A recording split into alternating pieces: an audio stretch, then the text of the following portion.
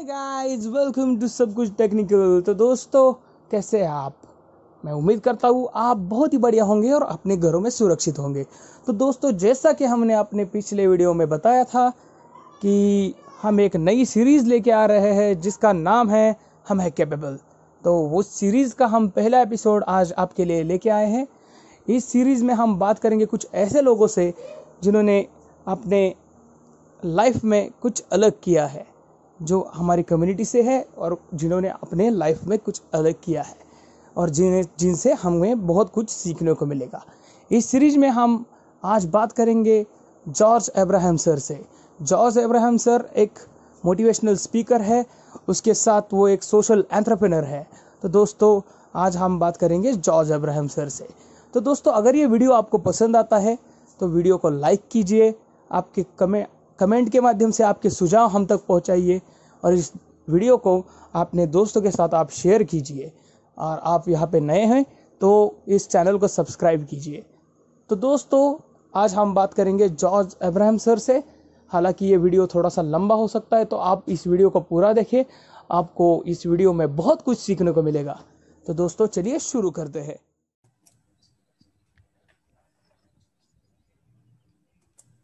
स्वागत है आप सबका हम है कैपेबल इस सीरीज के इस पहले एपिसोड में। आज के इस एपिसोड में हम इंटरेक्ट करेंगे जॉर्ज अब्राहम सर से, जिनके बारे में जितना कहा जाए उतना कम है। कुछ लोगों को शब्दों में डिफाइन करना बड़ी मुश्किल काम है, और वो भी तब जब उनको कम शब्दों में डिफाइन करना हो। तो आज इस इंटरेक्शन सेशन की शुरुआत करने से पहले मैं आपको एक छोटा सा इंट्रोडक्शन देना चाहूंगा जॉर्ज अब्राहम सर का।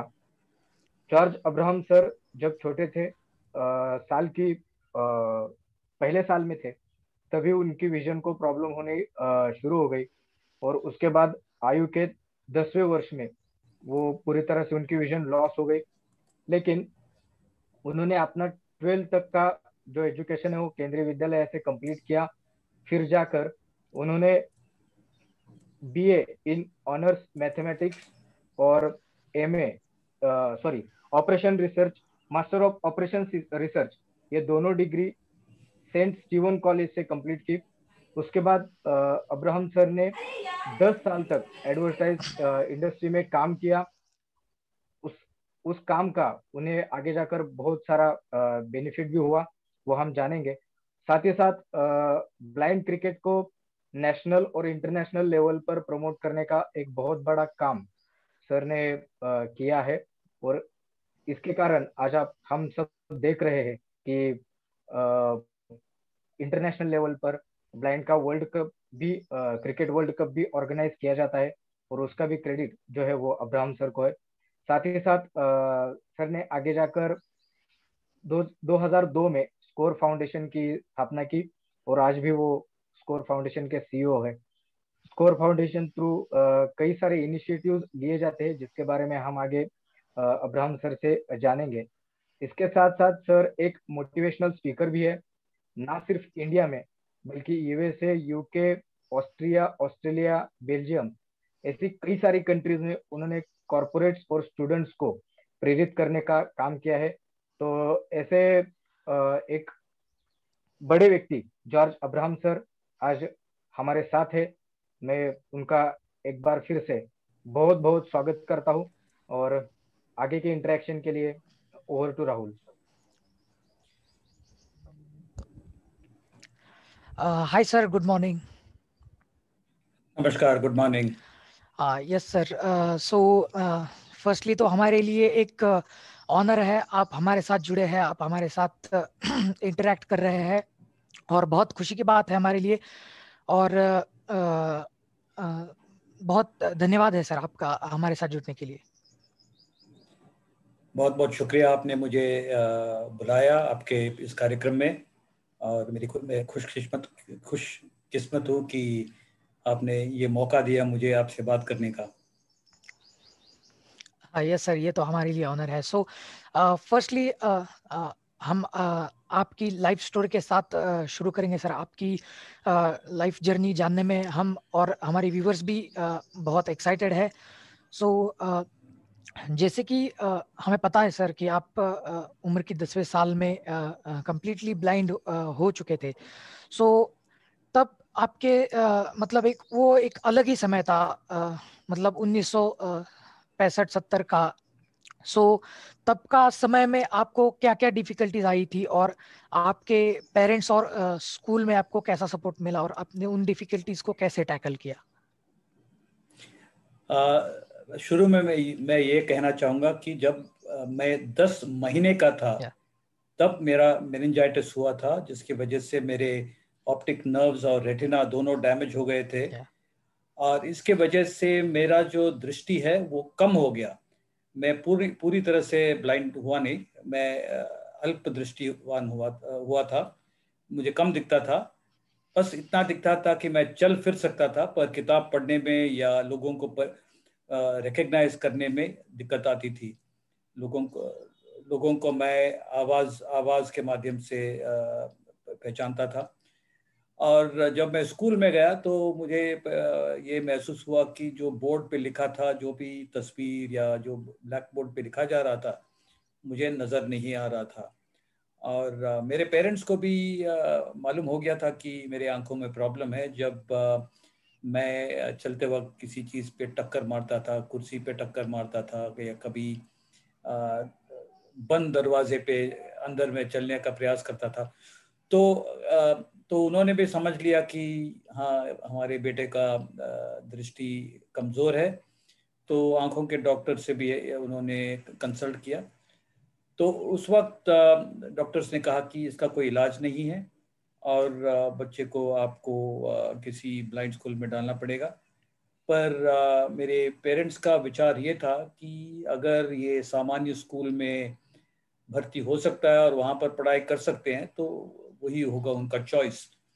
तो शुरू शुरू में मैंने लामार्टनियर गर्ल्स स्कूल जो लखनऊ में है वहाँ पर अपना पढ़ाई शुरू किया, और वहाँ से हमने उस दौरान लामार्टनियर गर्ल्स स्कूल लखनऊ में लड़कों को भी अपने चौथी कक्षा तक पढ़ाते थे।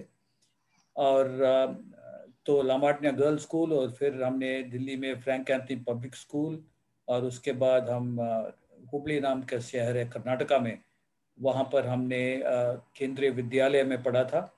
और वहाँ पर हमने स्कूल फाइनल, यानी कि उस दौरान 11 कक्षा होता था, 11 स्टैंडर्ड तक होता था। तो मेरा 11 स्टैंडर्ड एग्जाम 1976 में क्लियर हुआ। जहाँ तक मेरे स्कूल का एक्सपीरियंस है, मुझे तो काफ़ी दिक्कतें होती थी, जैसे कि ब्लैक बोर्ड में जब सिखाते थे टीचर, वो मुझे दिखाई नहीं देता था। पर मेरा पेरेंट्स हर वक्त हमारे टीचर के साथ संपर्क में थे, उनको समझाया था कि इनका दृष्टि कमज़ोर है। और निरंतर ये कोशिश रहता था कि अगर कुछ समस्या है तो उसका हल कैसे निकाला जाए। ये नहीं कहा कि स्कूल ने ये नहीं कहा कि ये देख नहीं सकता है, ये इसको पढ़ाई में दिक्कत हो रहा है तो इसको स्कूल से निकाल दो। ये नौबत कभी नहीं आया, और इसके लिए मैं शुक्रगुजार हूँ ऊपर वाला और स्कूल से।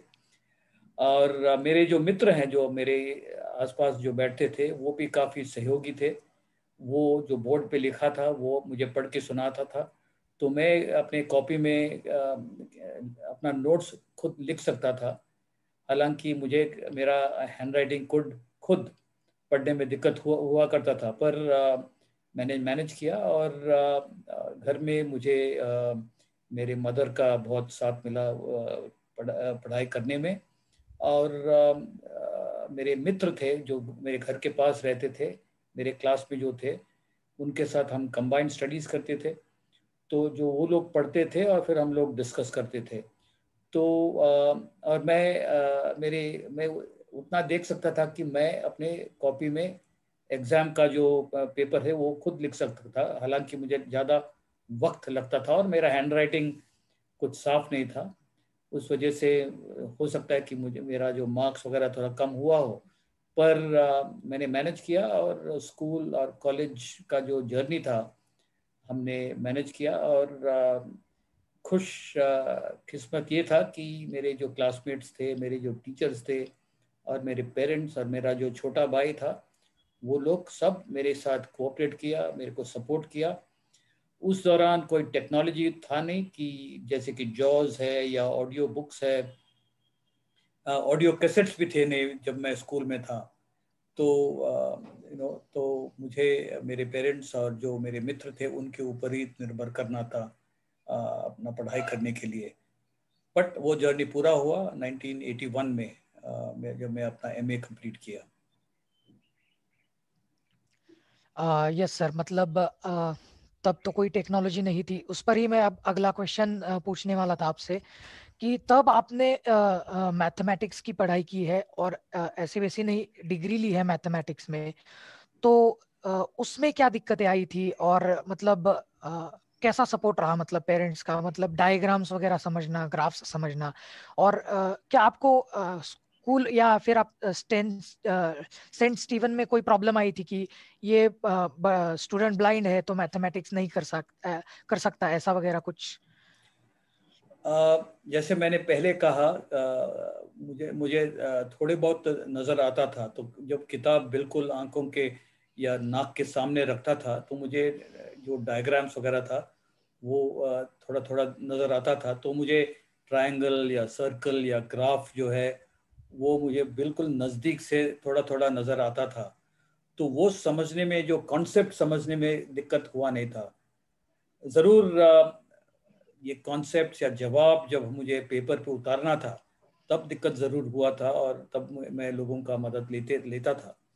पर कॉन्सेप्ट समझने में, क्योंकि मेरे पास थोड़ा दृष्टि था, I could see a little bit, उसकी वजह से जो आइडियाज़ था, ज्योमेट्री हुआ या ट्रिग्नोमेट्री हुआ या अलजेब्रा का भी जो कॉन्सेप्ट्स है, वेन डायग्राम्स वगैरह, वो सब जब मैं टेक्स्ट बुक या हमारे जो फ्रेंड्स के जो नोट्स वगैरह जब मैं बिल्कुल नाक के सामने लाता था, बिल्कुल 2 इंच दूर से, उस वक्त मुझे डायग्राम्स नज़र आता था, और मैं खुद ब्लैक फेल्ट पेन से लिखता था और ड्राइंग करता था, ताकि, और बड़ा बड़ा करता था, ताकि जो अल्प दृष्टि मेरे मेरे मेरे पास था उससे मैं वो मैनेज कर सकता था। और फिर जो टेक्स्ट बुक्स वगैरह पढ़ने के लिए मेरे दोस्त मेरे मदद करता था, और मेरे टीचर्स भी जानते थे कि मुझे देखने में दिक्कत है, तो वो लोग भी हमेशा अपना देवर ओपन कि मैं कभी भी उनके पास जा सकता था और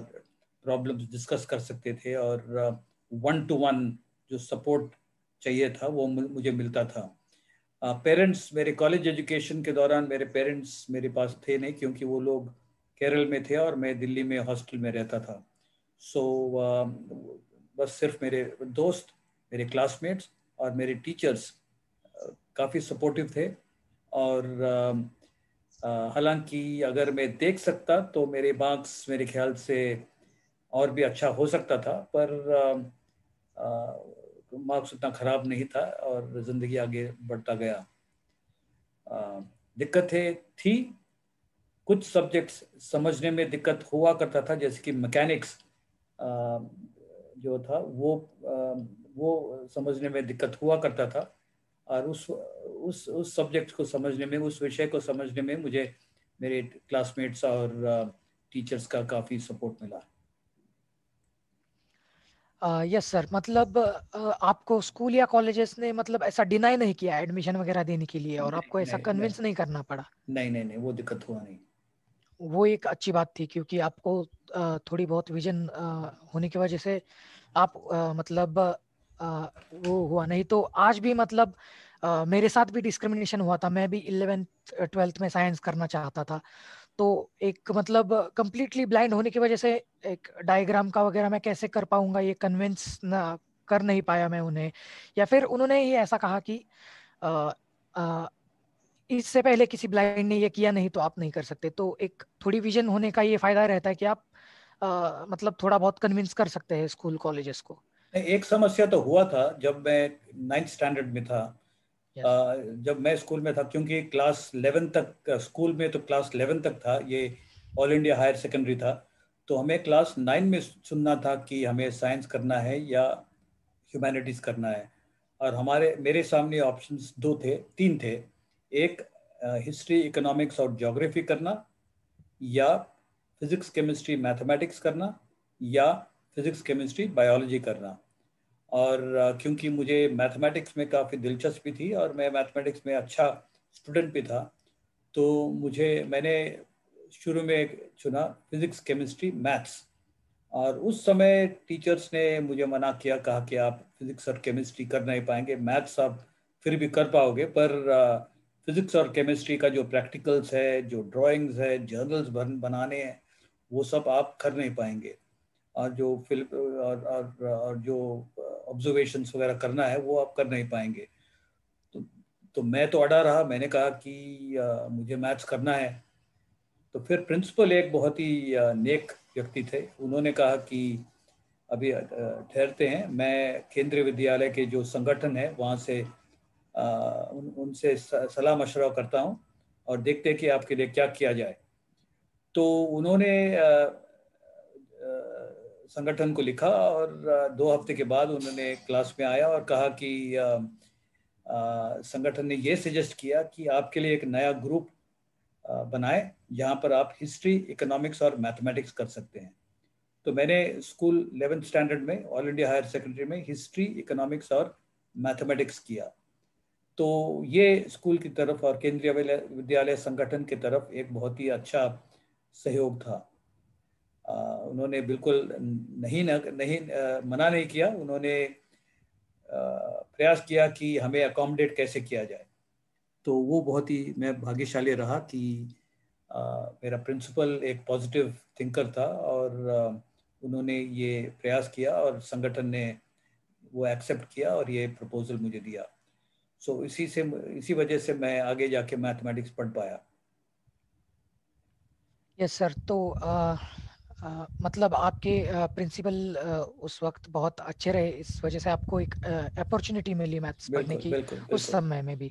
सो अब बढ़ते हैं आपके कॉलेज लाइफ की तरफ। तो एक मतलब फ्रेंड्स और सोशल लाइफ और एकेडमिक्स मतलब कैसी रही आपकी वो 5 साल, मतलब वो बीए और मास्टर्स इन ऑपरेशन रिसर्च, मतलब एक तब के दौरान कैसा एक अप्रोच था स्टूडेंट्स का, प्रोफेसर्स का, इन जनरल एक विजुअली इम्पेयर्ड स्टूडेंट्स की तरफ देखने का, एक आपकी तरफ देखने का?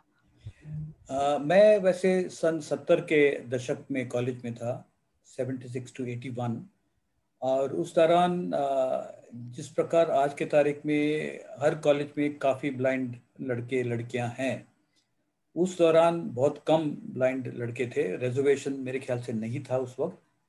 मेरे कॉलेज में, सेंट स्टीफेंस कॉलेज में, उस वक्त एक लड़का था जो एमए कर रहा था, एमए फिलोसफी। मेरे से 1 साल सीनियर एक लड़का था जो इंग्लिश ऑनर्स कर रहा था, और मैं था। और मेरे से उस साल के बाद जो अगले साल था, एक और लड़का था जो इंग्लिश ऑनर्स कर रहा था। तो बहुत कम ऐसे दृष्टिबाधित व्यक्ति थे जो कॉलेज में थे। और कॉलेज का जो माहौल था वो बहुत ही पॉजिटिव था, और काफ़ी स्टूडेंट्स थे जो वॉलंटियर करते थे कि हम, अगर आपको पढ़ना है, आपको लिखना है, आपको रिकॉर्ड करना है, हम आपको मदद करेंगे। काफ़ी लड़कियां और लड़के थे जो वॉलंटियर करते थे, और रोज़ तो वो एक बहुत ही अच्छा माहौल था। और टीचर्स भी काफ़ी बिंदास थे, वो लोग भी काफ़ी एक्सेसिबल थे, हम कभी भी उनको अप्रोच कर सकते हैं। और वो स्कूल के क्लास के बाद आपको टाइम देते थे, और वो समझते थे कि यहाँ आपको दिक्कत है। तो पर मेरे ख्याल से मेरे एक एडवांटेज था कि मैं एक बहुत ही आउटगोइंग टाइप का व्यक्ति था। मैं लोगों से मिलना चाहता था हमेशा। जो भी मेरे बगल में बैठते थे उनके साथ बात करता था, लोगों के साथ मिलना, कॉफ़ी हाउस जाना, एक्स्ट्रा करिकुलर एक्टिविटीज़ में भाग लेना, दोस्त बनाना, दोस्तों के साथ फिल्म देखने के लिए जाना, टीचर्स के साथ भी दोस्ती करना। तो एक एक मिलनसार टाइप का व्यक्ति हूँ मैं, और मैं लोगों के साथ बात करना बहुत पसंद करता हूँ। तो वो भी मेरे लिए काफ़ी फ़ायदेमंद हुआ, क्योंकि वैसे भी मेरे पास काफ़ी दोस्त थे। और मैं कहना चाहूँगा कि जो भी दृष्टिबाधित लड़के लड़कियाँ कॉलेज में पढ़ते हैं या स्कूल में पढ़ते हैं, मेन स्ट्रीम स्कूल या मेन स्ट्रीम कॉलेज में पढ़ते हैं, एक चीज़ उनको ज़रूर करना है कि उनको अपने खुद के कंफर्ट जोन के बाहर निकल के लोगों के साथ दोस्ती करना बहुत ज़रूरी है। क्योंकि जो कुछ आप अपने सहपाठी या मित्रों से सीखते हैं वो क्लासरूम के अंदर जो आप सीखते हैं उससे भी काफ़ी ज़्यादा बहुमूल्य है। और जो कनेक्शंस आप बनाते हैं, जो नेटवर्क्स आप बनाते हैं, वो कॉलेज के दौरान कोई मतलबी कॉन्टैक्ट्स बनते नहीं है। वो काफ़ी ऑथेंटिक जेन्युइन फ्रेंडशिप्स होते हैं और ये ज़िंदगी भर ये फ्रेंडशिप बरकरार रहता है। तो कॉलेज का वक्त है जब आप खुले लोगों से मिले। और शुरू शुरू में मुझे ये महसूस होता था कि क्या वो मैं ब्लाइंड हूँ इसीलिए क्या वो मेरे से दूर हो जाएंगे। तो मैंने देखा कि ब्लाइंडनेस कोई कारण नहीं है कि आपके साथ कोई रिश्ता बनाने में हिचकिचाएं। लोग मिलनसार हैं, अगर आप उनसे मिलना चाहते हैं तो वो आपसे भी सहयोग करेंगे। तो वो एक अच्छा टाइम था मेरे लिए। काफ़ी दोस्त बने, काफ़ी दोस्तों ने मुझे मदद भी किया, काफ़ी लोगों से मैंने सीखा और शायद काफ़ी लोग मुझसे भी सीखा। और काफ़ी एक्टिविटीज़ में भी हमने भाग लिया। और जो टीचर्स हैं या जो कॉलेज क्लासमेट्स हैं उनसे आज भी मेरा रिश्ता जारी है। और जो 5 साल कॉलेज में बिताया मैंने वो काफ़ी बढ़िया था, काफ़ी मज़ा आया। और दिल्ली का भी काफ़ी जान पहचान हुआ। दिल्ली शहर को जानने के लिए भी मुझे मौका मिला, क्योंकि 76 में पहली बार दिल्ली आया था। तो दिल्ली का हर कोने जाने का मुझे वक्त मिला। और मेरा करियर भी उसके बाद दिल्ली में ही शुरू हुआ था। सो संक्षेप में जो 5 साल हमने सेंट स्टीफेंस कॉलेज और दिल्ली यूनिवर्सिटी में बिताया, मेरे ज़िंदगी के अच्छे दिनों में गिना जाएगा। Yes sir, interesting. मतलब आपने अपनी विजन को अपना प्रॉब्लम नहीं बनाया, मतलब, और ऐसा नहीं किया कि मतलब हिचकिचाए नहीं, आपने ही खुद को सोशलाइज किया और इस वजह से आप बहुत सारे फ्रेंड्स बना पाए, टीचर्स की मदद ले पाए और अपनी डिग्री को और अपनी एजुकेशन को मतलब अच्छा एक मुकाम पर ले सके। जी जी सो जी जी। Yes yes.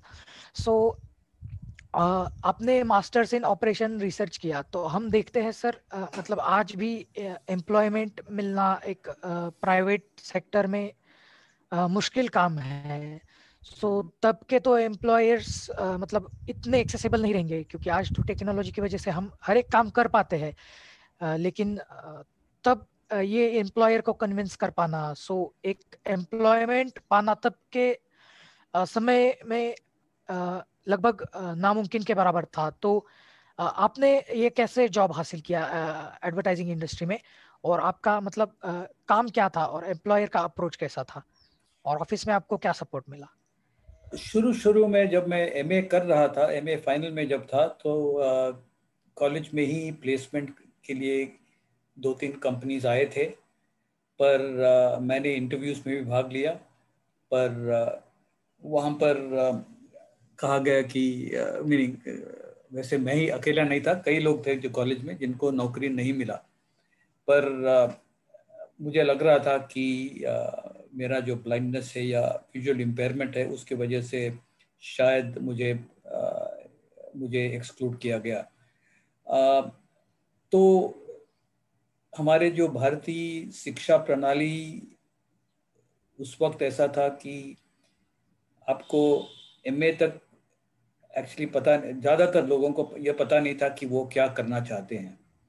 तो मैं भी उस ग्रुप में था कि मुझे मालूम नहीं था कि मैं क्या करना चाहता हूँ, क्या करूँगा।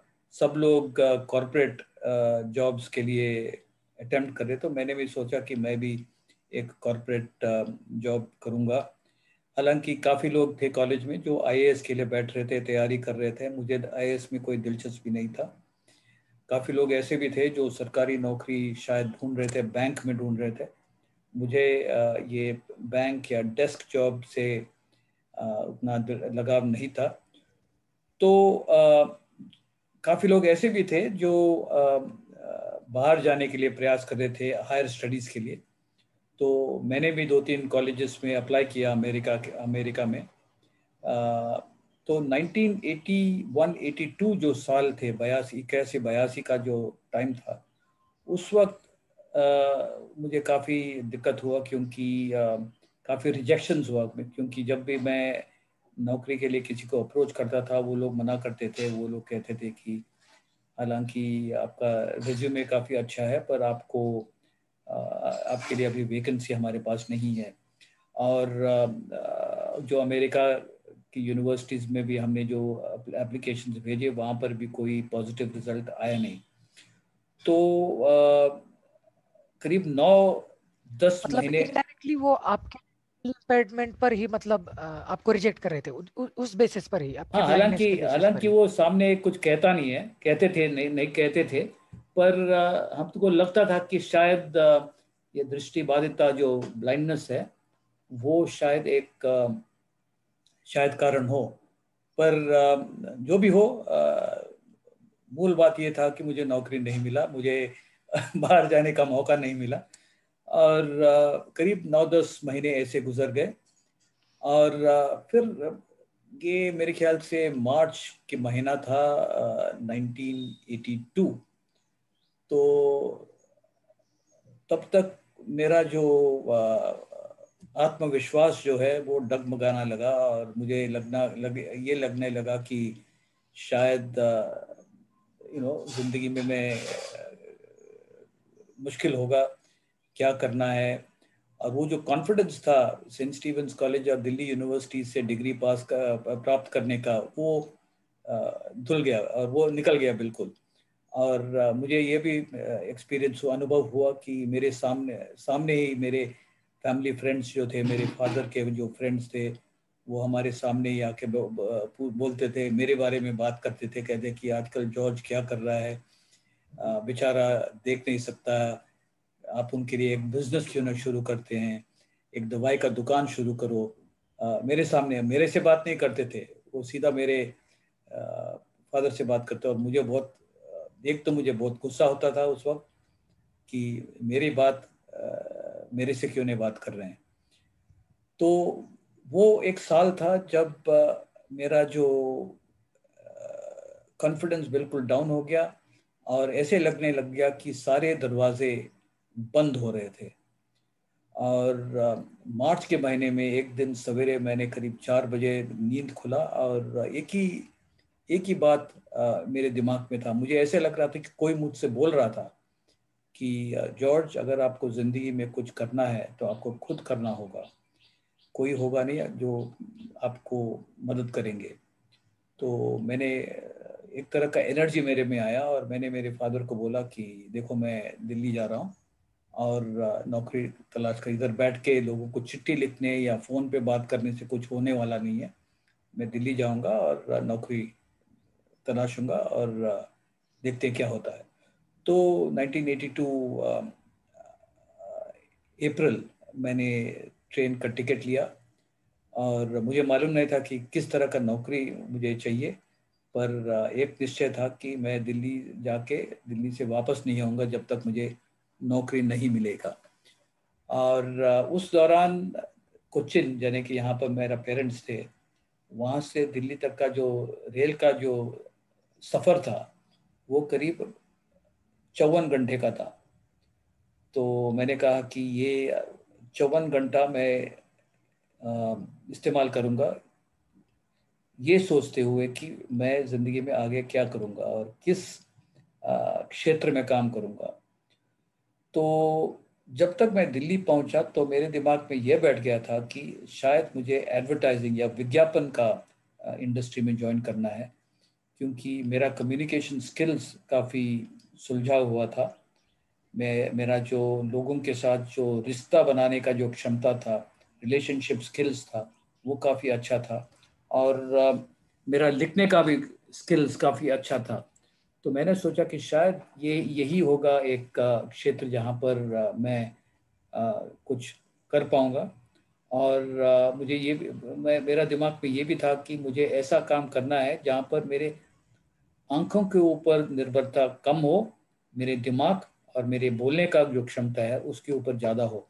और मुझे लग रहा था कि शायद एडवर्टाइजिंग ही ऐसा एक क्षेत्र है। मुझे वैसे एडवर्टाइजिंग के बारे में ज़्यादा कुछ जानकारी नहीं था। सिर्फ इतना था कि हम दूरदर्शन पे एड्स आते थे, रेडियो पे एड्स आते थे और वो सुनते थे बस।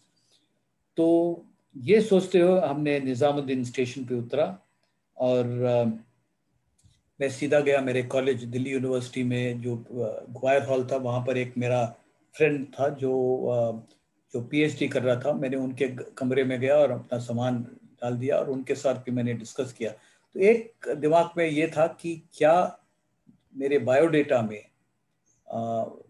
में ये लिखना चाहिए कि मैं देख नहीं सकता। तो मैंने और मेरे मित्र ने इसके ऊपर काफ़ी डिस्कस किया और अंत में डिसाइड किया कि हमें लिखना चाहिए कि दृष्टि आंखों में प्रॉब्लम है। और ये मैं वैसे भी बायोडेटा में बाय पोस्ट नहीं भेज रहा था, मैं खुद लेके जा रहा था। तो हमने रीडिज़ाइन किया मेरा बायोडेटा और मेरे एक दोस्त था जो एक क्लैरियन नाम का एडवर्टाइजिंग कंपनी में काम करते थे, तो उनसे हमने बात किया और उन्होंने मुझे एक लिस्ट दिया, एक सूची दिया, जो दिल्ली में जो 12 सबसे बेहतरीन एडवर्टाइजिंग कंपनीज थे उनका एक सूची दिया मुझे, और उनका जो चीफ एग्जीक्यूटिव ऑफिसर्स या जनरल मैनेजर थे उनका नाम और टेलीफोन नंबर। तो मैं अगले दिन से शुरू किया उनको फ़ोन करने के लिए। तो फ़ोन किया तो कोई, हमेशा वो लोग मीटिंग में हुआ करता था और अपॉइंटमेंट देने से मना करते थे। तो फिर मैंने सोचा कि मुझे खुद जाना होगा, और ये तलाश में तीसरे दिन मुझे मौका मिला। एक कंपनी था, advertising and sales promotion company, उनके जनरल मैनेजर थे मिस्टर चैटर्जी, उनसे मिलने का मौका मिला। तो मैंने कहा कि मुझे आपके यहाँ काम करना है। तो उन्होंने कहा कि आप एडवर्टाइजिंग में क्यों काम करना चाहते हैं। तो मैंने कहा कि एक इसमें काफ़ी चैलेंजिंग प्रोफेशन है, यहाँ पर कम्युनिकेशन स्किल्स हैं, यहाँ पर क्रिएटिविटी है, लोगों से मिलने का मौका मिलता है, और क्रिएटिविटी और एक्शन है। तो जो भी था, उन्होंने कहा कि हम आपको मौका देंगे। और मुझे लग रहा था कि वो एक तो जिस प्रकार से पॉजिटिव तरीके से मैंने बात किया, और दूसरा शायद जो सेंट स्टीवेंस कॉलेज का जो छाप था, क्योंकि उस दौरान सेंट स्टीवेंस कॉलेज भारत में सबसे बेहतरीन कॉलेज माना जाता था। और ये मिस्टर चैटर्जी ने कहा कि आप स्टीफेनियन हैं, मैं आपको एक मौका दूंगा। तो मैंने कहा सर, आपको शायद पता नहीं था, या आपने पढ़ा नहीं होगा, या आपको नज़र नहीं आ रहा होगा कि मेरे आंखों में प्रॉब्लम है। तो उन्होंने पूछा क्या प्रॉब्लम है, तो मैंने एक्सप्लेन किया। तो उन्होंने कहा कि कोई बात नहीं, हम आपको मौका देंगे। और फिर जो उन्होंने कहा कि आप कब से ज्वाइन कर सकते हैं। तो मैंने बोला कि आप बोलो अभी ज्वाइन कर सकता हूँ। तो उन्होंने बोला अभी कल मैं बाहर जा रहा हूँ, तो फिर आप 10 तारीख पे May 10 को आप ज्वाइन कीजिए। तो मैं 10 मई को पहुँच गया, और मेरा जो फर्स्ट बॉस है उनसे मेरा इंट्रोडक्शन किया गया और मेरा काम शुरू हुआ। तो एडवर्टाइजिंग में मैंने क्या काम किया, तो मेरा डेजिग्नेशन था अकाउंट एग्जीक्यूटिव। और एडवर्टाइजिंग में अकाउंट का मतलब है क्लाइंट। सो क्लाइंट के साथ जो रिलेशनशिप है एजेंसी का, वो अकाउंट एग्जीक्यूटिव और अकाउंट टीम के माध्यम से होता था। तो मेरा बॉस था अकाउंट सुपरवाइज़र। तो हम दोनों हमारे जो एडवर्टाइजिंग एजेंसी और हमारे जो क्लाइंट्स हुआ करता था, उनके बीच में हम थे कनेक्शन। सो हम लोग ब्रीफ्स लेते थे, जो क्लाइंट को चाहिए, जिस एरिया में एडवर्टाइजिंग करना चाहते थे, वो हम लोग समझते थे, और फिर उसका एक हम लिखित ब्रीफ बनाते थे ऑफिस में। और फिर हमारे क्रिएटिव टीम जो लिखने वाले हैं, जो विजुअल्स हैं, उनको हम देते थे, और फिर वो लोग एडवर्टाइजिंग बना के वही आइडियाज़ हमें पेश करते थे। तो हम समझने के बाद जो भी डिस्कशंस होता था, जो भी चेंजेस करने थे, वो करके हम फाइनल प्रोडक्ट को लेके फिर वापस क्लाइंट के पास जाके प्रेजेंटेशंस करना था।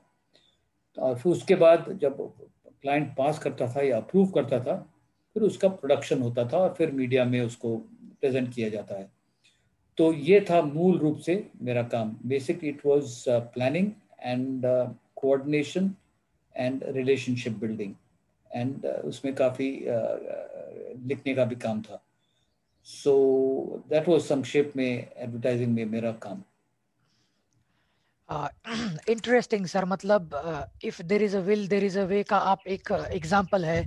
मतलब जहाँ पर आप हार मान कर बैठे थे, लेकिन एक बार आपको ऐसा लगा कि कुछ तो करना है मुझे और मुझे ही सब कुछ करना है. सो एक अपॉर्चुनिटी आपको मिली और आपका पूरा डायरेक्शन ही चेंज हो गया. सो फिर आप मतलब थोड़े दिन बाद आपने एडवर्टाइजिंग इंडस्ट्री को क्विट किया. तो उसका रीजन क्या था?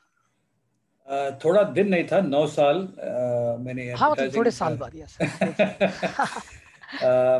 मैंने वैसे 2 एडवर्टाइजिंग कंपनीज में काम किया था, दिल्ली और मुंबई में. दिल्ली में advertising and sales promotion company, और मुंबई में ओगिलवी, बेंसन एंड मेदर, जो दोनों कंपनीज उस वक्त इंडिया के बड़े कंपनीज में माना जाता था. और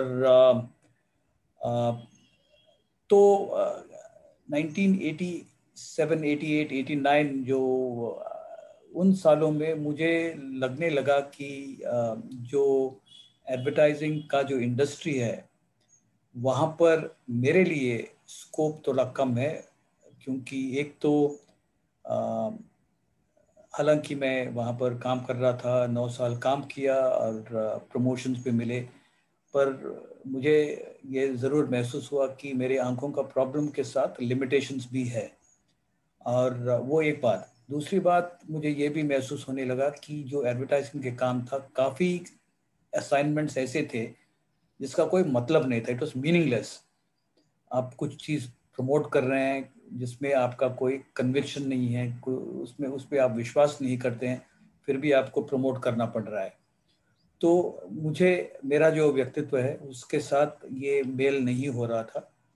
और मुझे लग रहा था कि, और तीसरी बात, आखिरी बात ये था कि मैं बॉम्बे में था और मुंबई में ज़िंदगी ज़रा कठिन होने लगा. क्योंकि जब मैं शुरू में बॉम्बे गया था 1985 में, 84 में, उस वक्त मैं YMCA में रहता था जो कोलाबा में था, और ऑफिस 10 मिनट का पैदल का रास्ता था. बट 1986 मेरा शादी हुआ था और हम लोग गए वाशी. और उस समय वाशी से कोई ट्रेन नहीं था, लोकल ट्रेन नहीं था. हमें दादर तक हमें बस में जाना था या मानकोट तक बस में जाना था, और फिर ट्रेन पकड़ के चर्च गेट तक आना था जहाँ पर मेरा ऑफिस था. तो नए नए शादी हुआ था और हम घर से निकलते थे करीब 7 बजे और रात को करीब 8:30, 9 बजे पहुँचते थे, बिल्कुल थका हुआ. तो मैंने सोचा, मेरा सोच ये था कि ज़िंदगी ऐसे 7 बजे निकलो, 8:30, 9 बजे वापस आओ. हालांकि कई लोग ऐसा ज़िंदगी जीते हैं, पर मेरा सोच ये था कि इस ज़िंदगी का कोई मतलब नहीं है. तो मैंने सोचा कि वापस दिल्ली आना है, तो मैंने अपना पुराने कंपनी को लिखा और वापस दिल्ली आया. और 1 साल, 1.5 साल के बाद मैंने ये खोजना शुरू किया कि अगर मुझे एडवर्टाइजिंग छोड़ना है तो दूसरा मैं क्या कर सकता हूँ. और मेरा तलाश शुरू हुआ और मैं लोगों से मिलने शुरू किया, बात करना शुरू किया. तो उस दौरान मुझे मौका मिला एक ब्लाइंड स्कूल जाने का. क्योंकि हमारे पहला बच्चा का, मेरी वाइफ प्रेग्नेंट थी और उन्होंने कहा कि मुझे, मेरे पास काफ़ी वक्त है, फ्री टाइम है, मैं चाहता हूँ कि मैं किताबों को ब्रेल में उतारूँ. तो मेरे सोचे ये अच्छा ख्याल है. तो हम लोग एक ब्लाइंड स्कूल गया और वहाँ से मिला और ये लेके निकला था कि हम लोग दोनों ब्रेल सीखेंगे. बट वो जो मेरा विजिट था वो हमारा ज़िंदगी टोटली बदल दिया. क्योंकि जो मैंने वहाँ पर देखा वो मुझे काफ़ी शॉक किया. जो परिस्थिति थी ब्लाइंड स्कूल में और जिस स्कूल से मैंने पढ़ा था, जिन स्कूलों में मैंने पढ़ा था, उसमें काफ़ी फर्क था. शिक्षा का स्तर में फर्क था. लोगों का जो सोच और रुख था बच्चों के साथ, उसमें फर्क था. जो फैसिलिटीज थे उसमें फर्क था. और जो जो टीचर्स है ब्लाइंड स्कूल में, उनका जो अपने बच्चे के प्रति जो सोच था कि ये लोग आगे जाके क्या बन सकते हैं, उनका सोच ये था कि ये ब्लाइंड है, क्या करेंगे।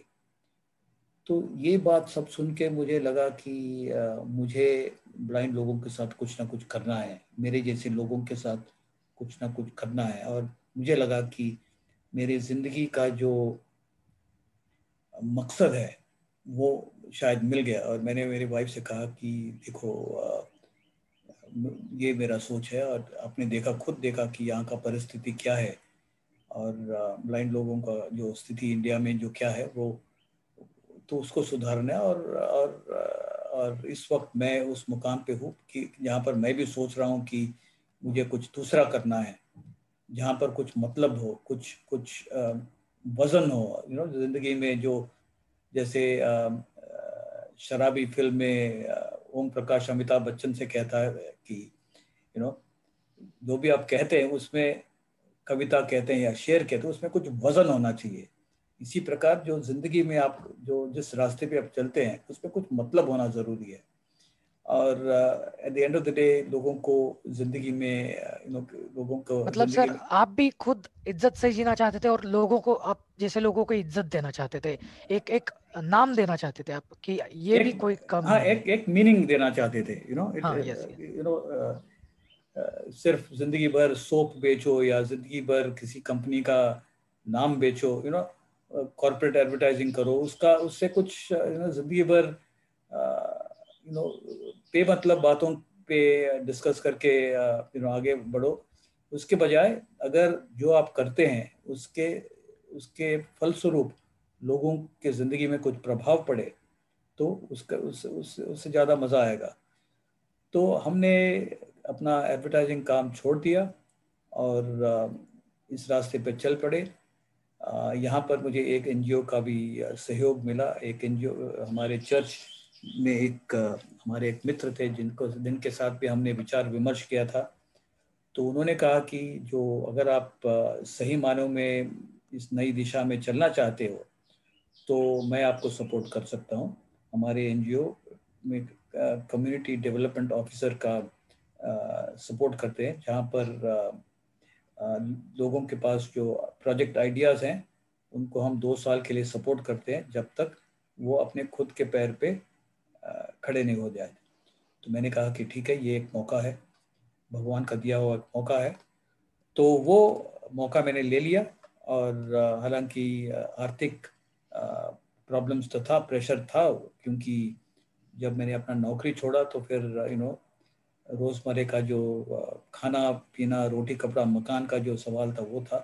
पर मेरे पत्नी थे, वो उन्होंने कहा कि अगर आपको ज़िंदगी में कुछ करना है और ये करना है तो मैं आपके साथ हूँ। हम लोग जो भी कष्ट उठाना है हम लोग साथ में मिलके उठाएंगे। और वो बहुत ही बड़ा सहयोग था मेरे लिए। और हम निकल पड़े। और फिर जैसे कहते हैं इतिहास गवाह है, जब आप कुछ ठान के निकलते हैं तो रास्ता कठिन होता है, पर अगर आप रास्ता कठिनाई को सामने करने के लिए तैयार हैं तो फिर रास्ता खुल जाते हैं और आपको रास्ते में दोस्त मिल जाते हैं, आपको सहयोगी मिल जाते हैं, आपको एक पूरी सपोर्ट सिस्टम ही बन जाती है, नए आइडियाज मिल जाते हैं और जिंदगी आगे बढ़ता जाता है। सो गाड़ी बढ़ाते रहो और रास्ता खुलता रहेगा। तो कहने के लिए आसान है, पर वास्तव में भी वो सही है।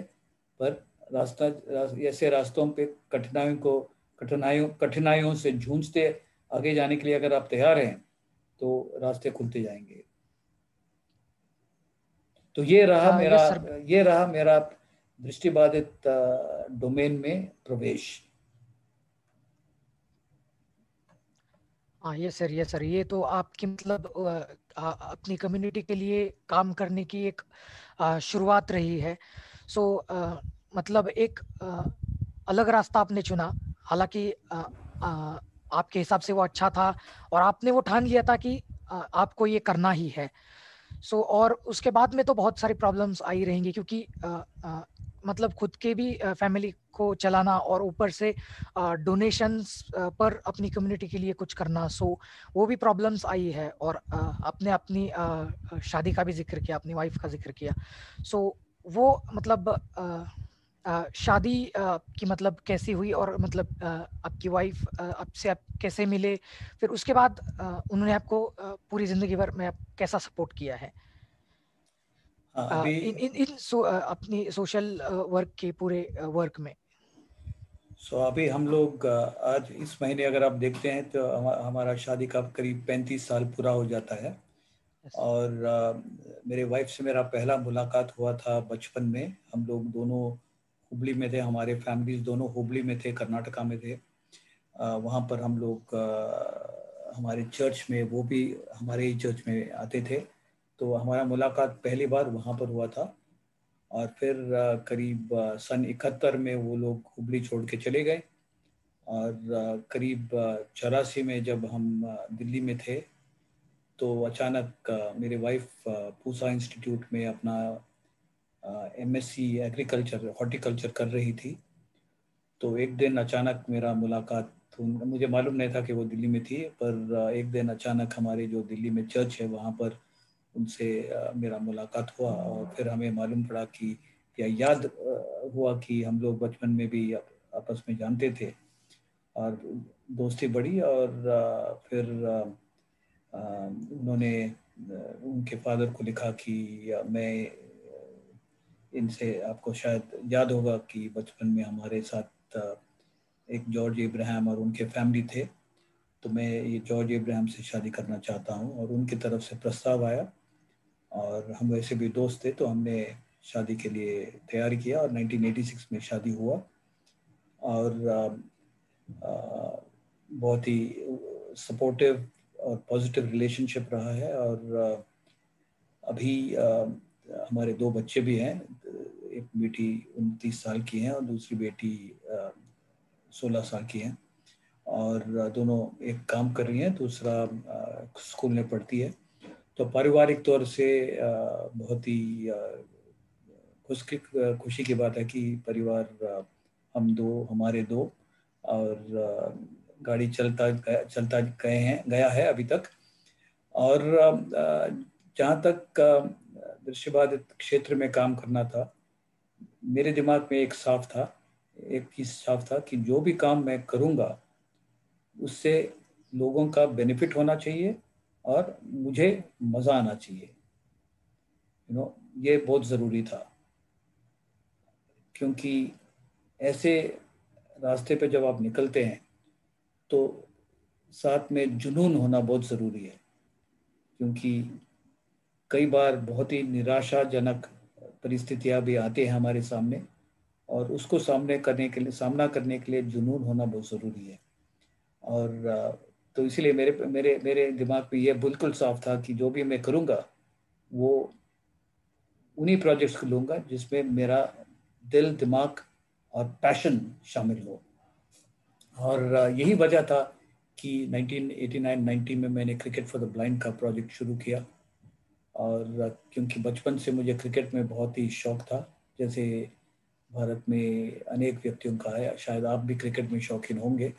बिल्कुल बिल्कुल सर। तो 1967-68 में मैंने पहली बार क्रिकेट का अनुभव किया। बचपन में थोड़ा बहुत खेलता भी था, मुझे फास्ट बॉलर बनने का सपना था मेरा।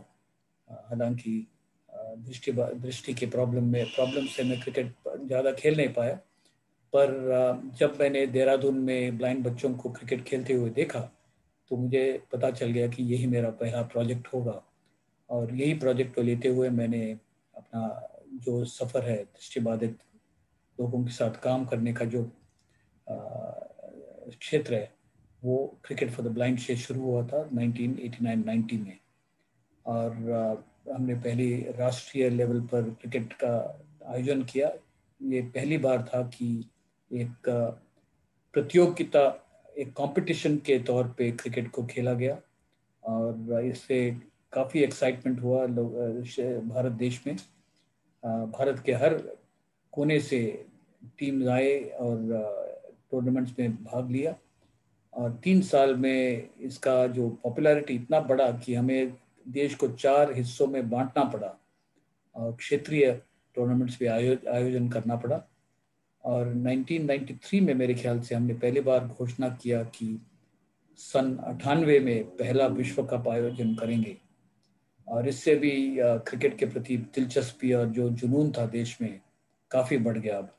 और ब्लाइंड स्कूलों में भी बातचीत यही था कि 98 में विश्व कप वर्ल्ड कप होने वाला है।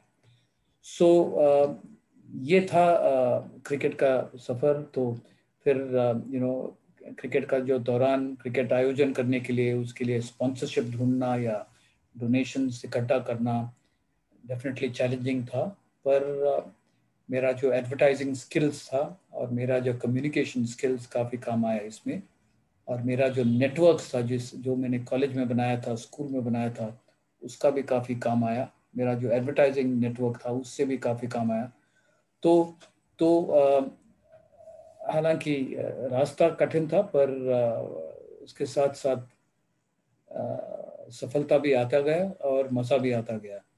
1996 में हमने वर्ल्ड ब्लाइंड क्रिकेट काउंसिल का स्थापना किया, जिसमें 7 देशों का प्रतिनिधि आए थे और हम 7 देशों ने मिलकर वर्ल्ड ब्लाइंड क्रिकेट काउंसिल का स्थापना किया। और आप जानते हैं 1998 में पहला विश्व कप हुआ था जिसका नाम था कनिष्का वर्ल्ड कप, जो दक्षिण अफ्रीका ने पाकिस्तान को हराते हुए जीता था। यस सर, बिल्कुल।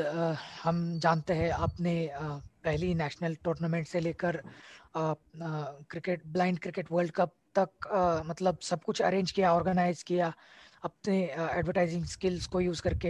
हालांकि बहुत सारी कठिनाई आई, लेकिन फिर भी मतलब इतने सारे देशों को कन्विंस करना, ये सब करने के लिए स्पॉन्सरशिप्स को भी अरेंज करना।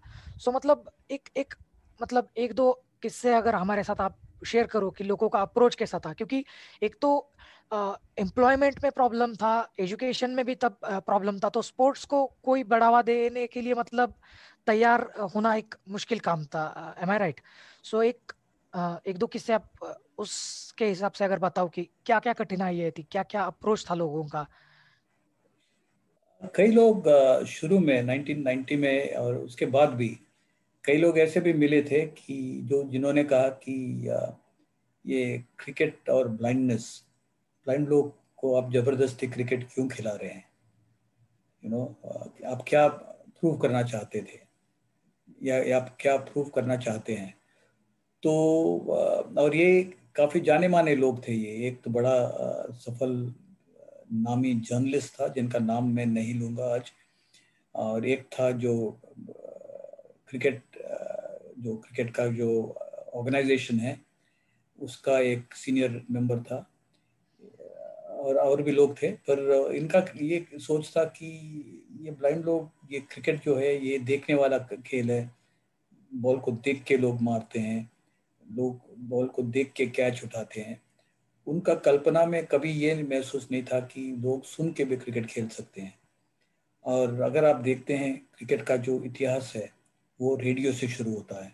ब्लाइंड क्रिकेट का इतिहास रेडियो से शुरू होता है। 1950s 60s वगैरह में रेडियो में हर टेस्ट मैच, हर रणजी ट्रॉफी मैच का प्रसारण हुआ करता था। और वो सुन के कई स्कूलों में देखा गया कि वो लोग खाली टिन को लुढ़काते थे और लकड़ी से मारते थे। और वहीं से शुरू हुआ था ब्लाइंड क्रिकेट इंडिया में। और फिर चल के देहरादून में NIVH में उन्होंने एक प्लास्टिक का गेंद का निर्माण किया जिसमें बॉल बेरिंग्स डाला गया, और जो आवाज़ करने वाला गेंद के माध्यम से लोग क्रिकेट खेलने लगा। तो ये यही प्रॉब्लम है कि जब आप किसी को ब्लाइंड मानते हैं तो आप उनका जो ब्लाइंडनेस के ऊपर हमेशा फोकस करते हैं और ये भूल जाते हैं कि ये एक व्यक्ति है, ये एक इंसान है। और इंसान का देखने के अलावा और भी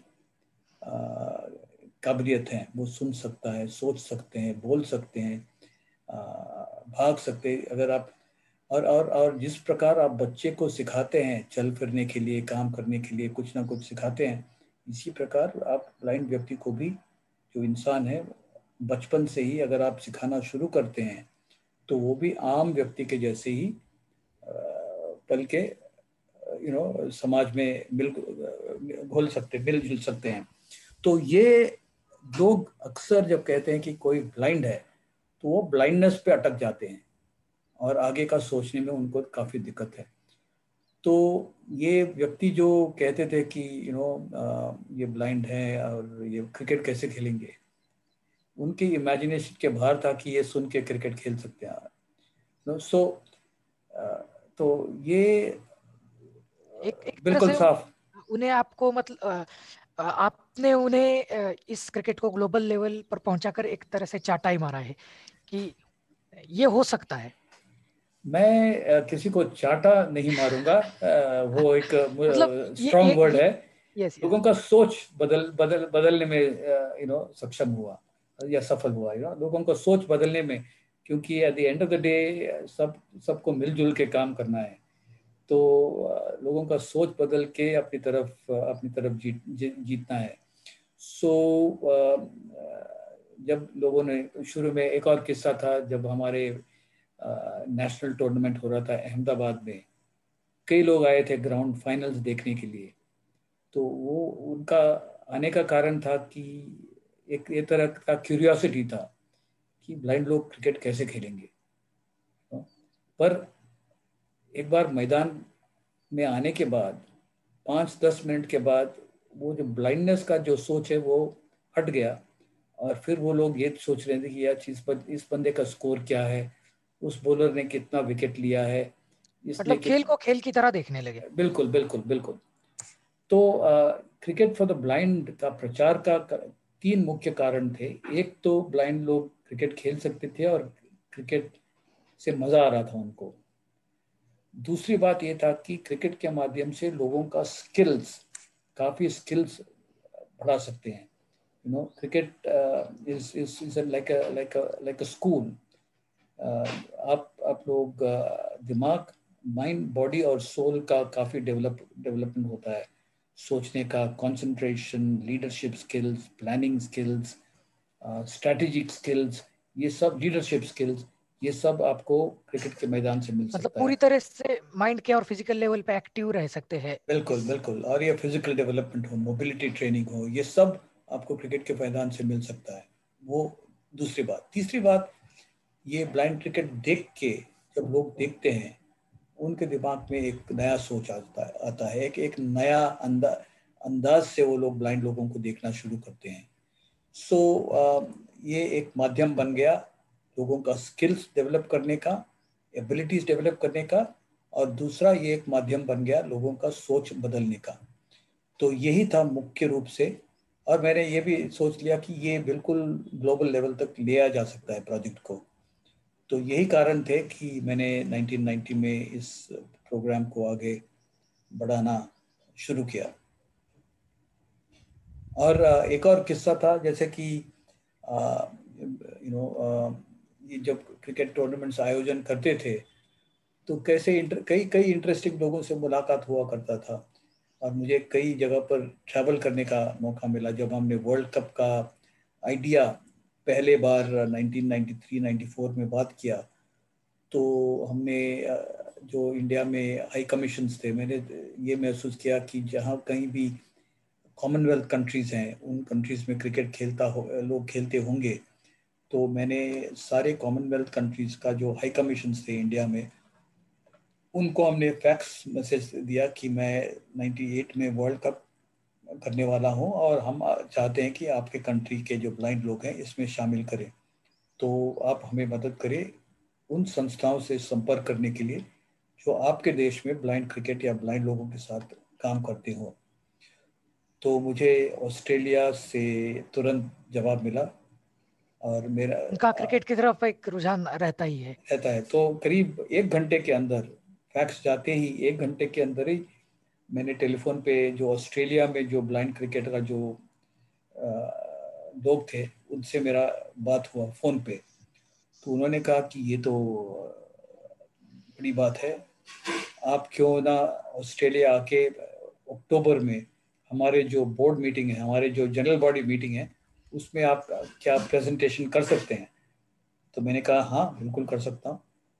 तो फिर ये समझ में आया कि मुझे ऑस्ट्रेलिया जाना है, तो टिकट का कॉस्ट करीब 25,000 का था, और फिर ऑस्ट्रेलिया में 2-3 दिन रहने के लिए करीब कॉस्ट होगा ऑस्ट्रेलियन डॉलर। $1 था करीब उस वक्त, करीब मेरे ख्याल से 15 या 16 रुपए या 20 रुपए के करीब था। तो मेरे पास वो पैसा था नहीं। तो मैंने फिर ऑस्ट्रेलियन हाई कमीशन को फैक्स भेजा कि आपने मुझे कनेक्ट किया, और उसका परिणाम स्वरूप उन्होंने मुझे इनवाइट किया है ऑस्ट्रेलिया जाने के लिए अक्टूबर में। उसके लिए मेरे पास पैसा नहीं है, तो क्या आप कुछ मदद कर सकते हैं? तो उन्होंने मुझे वापस रिप्लाई किया कि हमारे एम्बेसी में, हमारे हाई कमीशन में एक स्कीम है ऑस्ट्रेलिया इंडिया कल्चरल प्रमोशन के लिए। आप, और उनका अफसर ये है, और उनको आप लिखो और देखो क्या होता है। तो मैंने उनको लिखा, एक एप्लीकेशन दिया, और उन्होंने मेरा ऑस्ट्रेलिया जाने का टिकट खरीद के दिया, और फिर मैं ऑस्ट्रेलिया गया। और वो मेरा पहला विदेशी ट्रैवल था। और तो ऑस्ट्रेलिया एयरपोर्ट, सिडनी एयरपोर्ट में जब मैं उतरा, तो जब मैं बाहर आया तो बाहर एक महिला खड़ी थी। तो उन्होंने पूछा कि आपको कहाँ जाना है? तो मैंने बोला कि सिटी सेंटर में जाना है।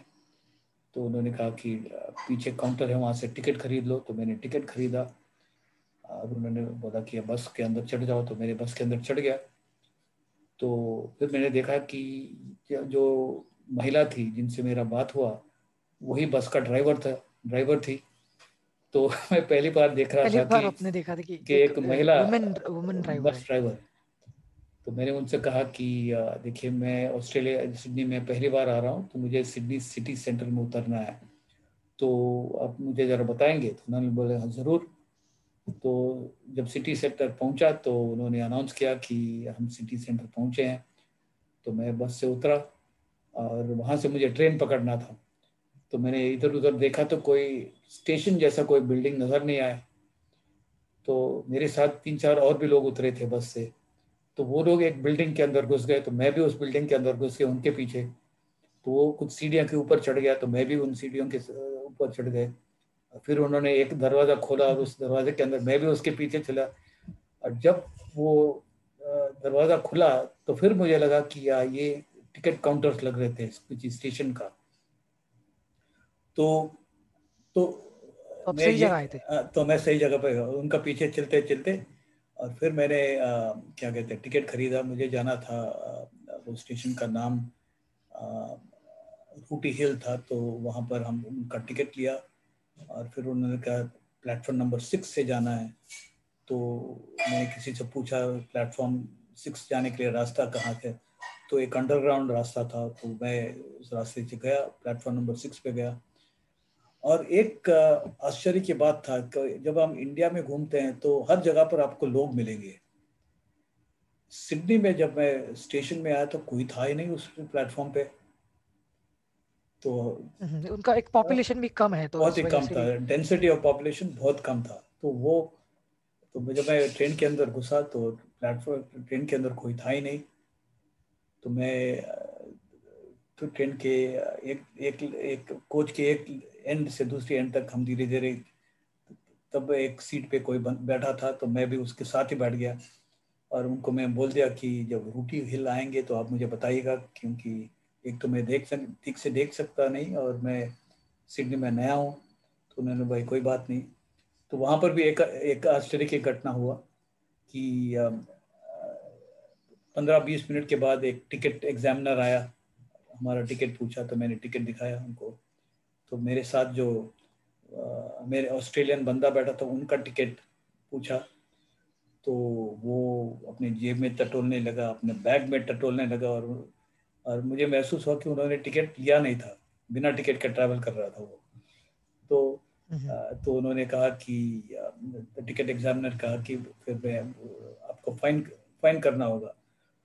तब ये मैं पहली बार देख रहा था कि एक जो गोरा है वो भी क्राइम कर रहा है, हमने सोचा कि सिर्फ इंडिया में क्राइम क्राइम होता था। तो ये एक पहली बार। तो फिर हम रूटी हिल पहुंचे। रूटी हिल में जब हम उतरा तो प्लेटफॉर्म में बिल्कुल कोई नहीं था।